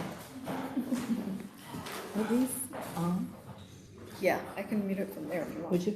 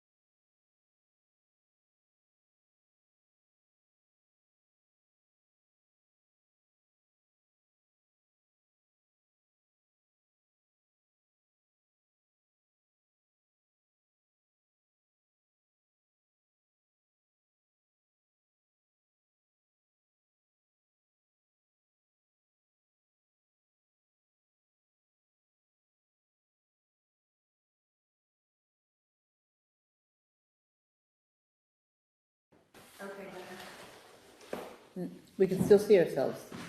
Yeah, but are you gonna call executive session first? We already did. We No, did, they want to do it on camera, the camera on. Oh, it's on. It Yes. wasn't on when they did it. Okay, you have to do it again because it wasn't captured on camera.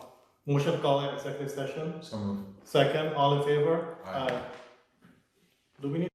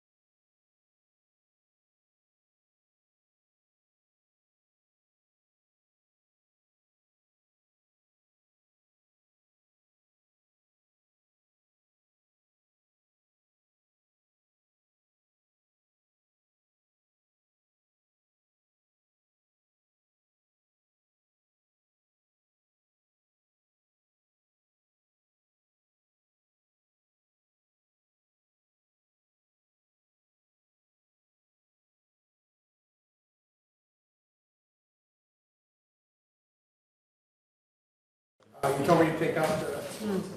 This one's on. What's wrong? Oh, shucks. Wait for the camera to Oh. go back on.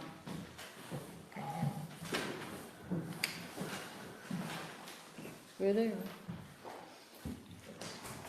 Eric or Andy, you have copies of those for Ted? I think we got extra going. Do we? If not, I could make Yeah. a copy. You can run some hands off it, maybe. Just gotta check, double check the numbers, you know, like we're doing it on the fly here. But, the number added up to like what I said, 1,185,711, the changes. Now, if we take out, a refuse and put it back to where it was last year, that's a decrease of 1.7 million. So now we have to either increase revenues by the difference of $547,279 or cut expenses by $547,279. That's in the general fund. Yeah, I hate to do this, but we missed one of the stuff there, the healthcare. I wish you had a laptop rather than you gotta walk back and forth. Healthcare. What about it? Healthcare. We had this, one of the points here in terms of the 14% overall increase versus the 6 to 8% Yeah, but trend. you saw what the analyst says, you know, we try to keep it, you know, because we're coming off the COVID now. This is when everybody's gonna start hitting the doctors, going to doctors, and getting all the procedures done, you know. That's one of the main things too. And like I said, it's all about increasing people that are working for us. You know, that, I think you make a big mistake if you Would touch, it, Me too. would it be, I mean, safer to, I mean, I say it was conservative to bring that to like 10%? I mean, 2% over the overall. You're gonna end up being $2-3 million out of budget, over budget. You do that. Just in that one line, you know, for. No, but if you look at the trend is 6 to 8. Yeah. So just take 10%. Yeah. Instead But I'm of 6 to saying, 8. we have a professional analysis at 14%. Excuse me, I'm walking on because. No, that's okay. It's all right. Go ahead, please. Well, I was gonna say that, I mean, we hire somebody to give us a professional analysis of what we do every year. I would prefer to trust that person's work. Yeah, but those things. She's are- conservative too. Yeah, I am. I mean, I don't think we should be messing with healthcare for our employees. I mean, look at last year, we took care of this, not everybody, but you're gonna get some savings from these lines. Excuse me? The 2023, there will be savings. I think so. I think we're gonna either be zero or we're gonna be over budget, maybe a small amount. I can send you our analysis that we did just recently for the rest of the year.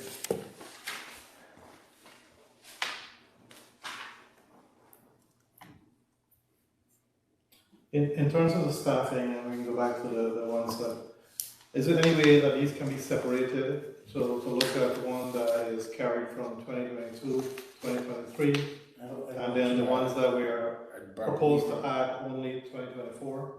We have to see if our HR department can separate that out. Yeah, we'll take a look, we'll see what we can do. Yeah. I can't do it tonight. No, so just separate them, so we looked at how the trend, I mean, each department and that actually, you know, make that effort to hire, or why keep carrying it from year to year?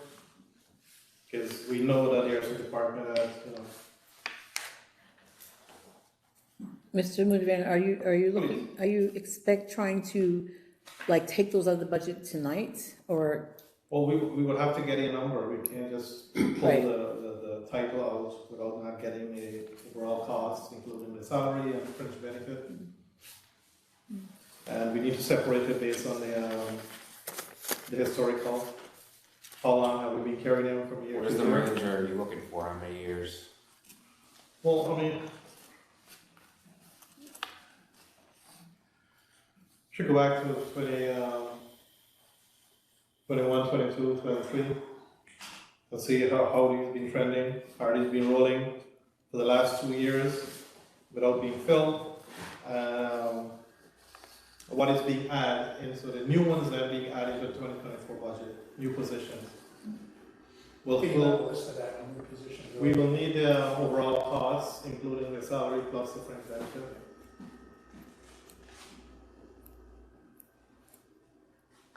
And we're excluding fire and police, right? Yes, we're not, yes, excluding police and fire, yes. They, we're asked to stay put on that. All other departments.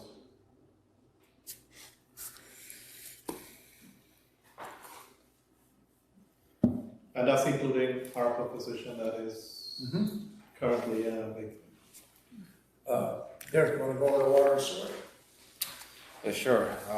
This is just a snapshot of what would happen if we take out the increases throughout water. FX, you're looking at approximately 883,000 deficit. If you look at sewer, without those increases, you're looking at a $2.5 million deficit. This is a small amount, but I do want to ask, what is this FX 2410 rental of real property? Is that revenue? Is that a revenue line? The rental is real. That's all the funds, renting his real property, That's a yearly, that's what he pays for a year? 500 a month. When's the last time we increased that?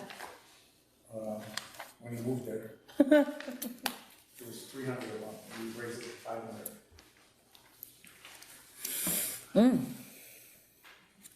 That's low. Especially based on market rents around here. It's very low. It's like an igloo in there.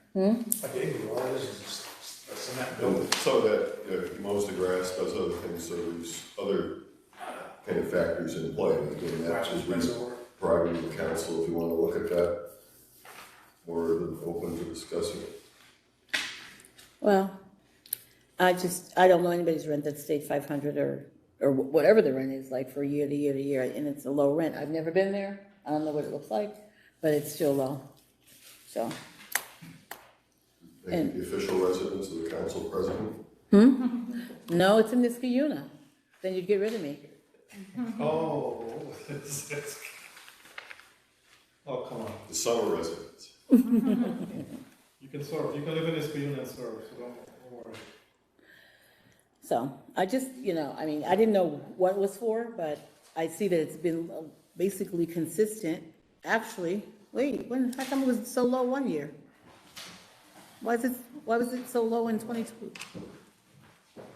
What, in 2022, why was it so low? You see it? The actual? Oh, COVID maybe? So he wasn't living there? I don't know the answer to that. That doesn't make sense. All right, but anyway, I don't know, I think it's worth considering increasing it. It's not like he doesn't get a raise every year. You increase it by $883,000. Yes, I mean, that works perfectly. Just the benefit of a position.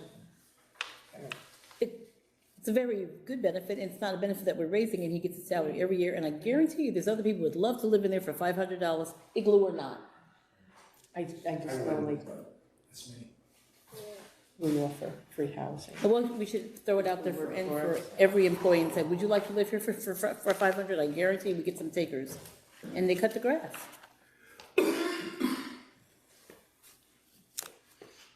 So how are we proceeding here? Because if they have to go through this Yeah. entire chart and That's figure out Oh all my gosh. the changes, we're not gonna be able to vote on this on I don't Friday. even think that's 500 grand there. If you cut all those jobs or something, that's 500,000. We're not gonna cut all these jobs, I mean. Okay.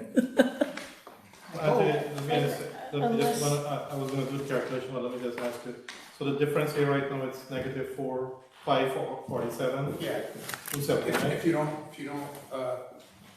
don't raise the waste, you keep waste the same, which, I think you're making a big mistake. So if we keep the water and sewer the same, Oh, water, sewer, and garbage the same. but if you look at this water and sewer, look, you've got an $83,000 deficit, 2.5 million in sewer. I mean, You have we've already spoken to you about the. Water, sewer, and garbage. We only have the water, sewer. And then you got waste too. Waste. Two different You sheets. could just tell, Garbage is on the general fund here. And plus he has gave us two separate sheets. Okay. you know, where the general fund where it shows, you know, what you're gonna lower the budget by 1.732 million.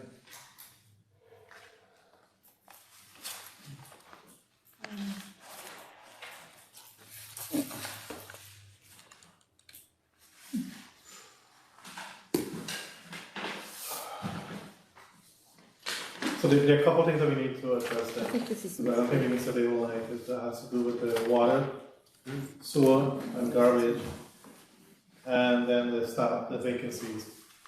So those are like 4 items that we need to address Friday.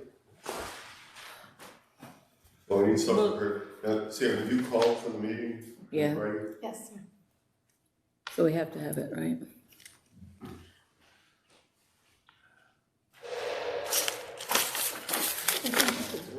Go ahead, please. As far as the positions, you have Mr. Colvin here. I mean, just looking at you, I mean, have these positions been open for quite a while in your office? Do you need all these positions? I mean, do we call department heads back in and ask them to explain why these positions are needed? So there's one, Yes, please. the mayor's budget eliminates one current assistant corporation counsel position. That's not accounted for here, right, because there are 3 open positions in the 23 budget. One position is eliminated in the mayor's proposed budget for 24. We have per diem attorney position at 0.5 filled for the 23 budget. It's now in the mayor's proposed budget 1 position, because we have 2 full-time, 2 Yes, part-time yeah. per diems, right? So we eliminated 1 assistant corporation counsel position. Now, if you want my 2 cents on it, yeah, I think the council already knows that I've had a difficult time trying to fill 1 assistant corporation counsel position, let alone 2. Right. If the council was to propose eliminating another assistant corporation counsel position and leaving 1 in there, does it make it more difficult? Of course, but I'm having a tough time just filling 1 position. And, it makes the work more difficult. We're still always trying to hire, we've had interviews and so forth. And distressed housing is still our biggest issue. We're beefing up code enforcement. We need more people in the law department moving forward. I've thrown out the roughly $7.5 million in ARPA money. Big number, deficit. It's not that insurmountable. If you look at our foreclosure process and stuff, where this time we took a little over 100 houses or properties in. It's probably going to be equal to that next year. And the sale price of those is going up. So if you have 100 houses, if we can turn those over, if the market stays the same, where you're looking at, let's say, $50,000 a house, that becomes a little over $5 million as a potential revenue source. And those are the things that drop your police costs, that drop the other costs, that allow us to balance the budget. So, I don't want those positions eliminated. I want to give them the opportunity to fill them.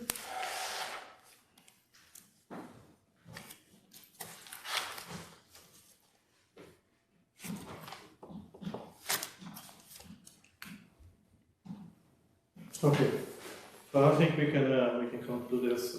So we'll have to recess, reconvene on Friday. Address these few items. Hopefully we can get something tomorrow.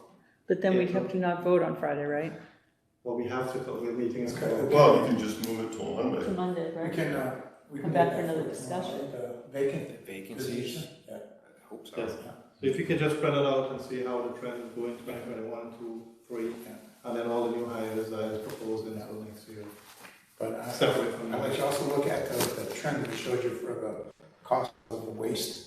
If you don't raise it, I want you to see what that cost is. like, by doing what you're doing, the waste department itself is gonna be losing $1 million.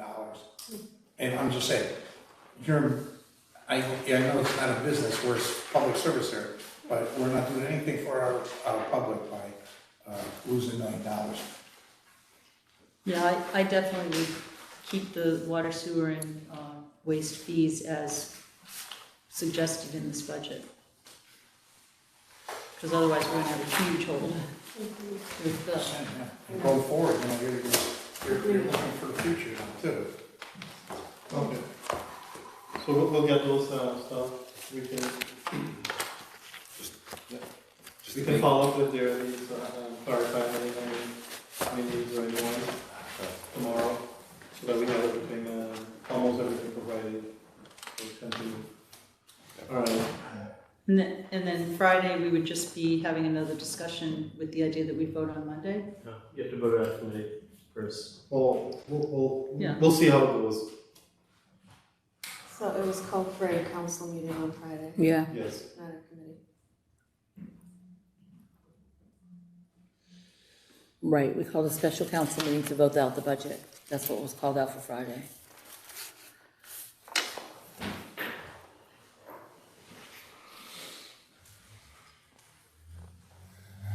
Do we want to complete, because we can't complete this tonight.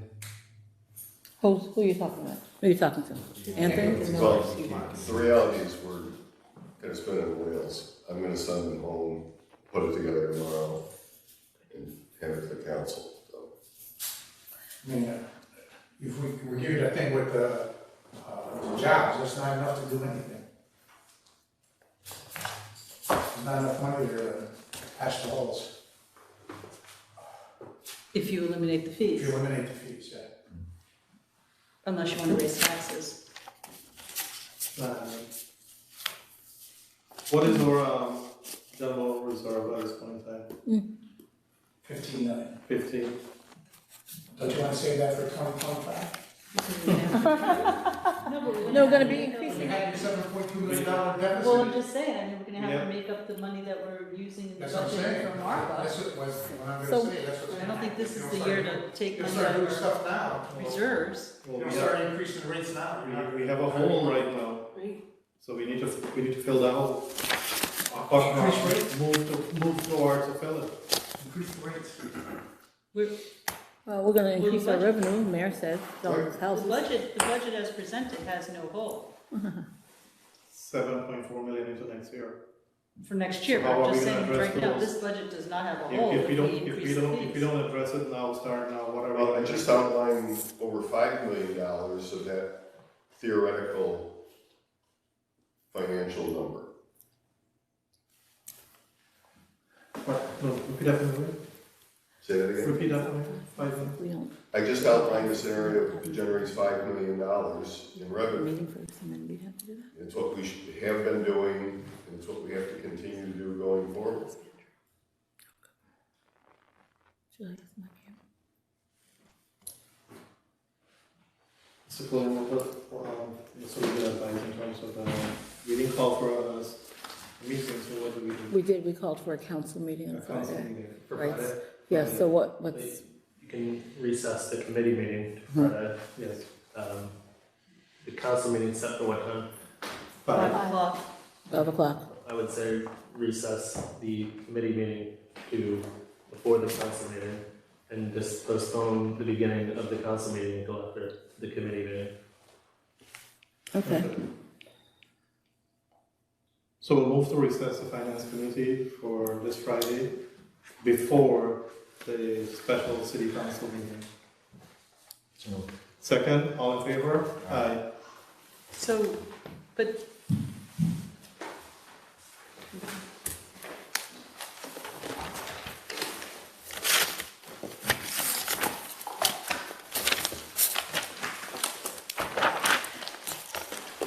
Now I'm hungry, my salad place is closed. Right. Yeah. Am I right? I think I got an hour too long, I think. Oh, But I'll be all right. okay. We So Anthony, can I just ask a quick question? Or Derek? So what this means is if we make the changes that the council wanted to make, Right, you take then that out the would be, fees. and take out the fees, then we're Water, down sewer. 1.185, right? No, what you guys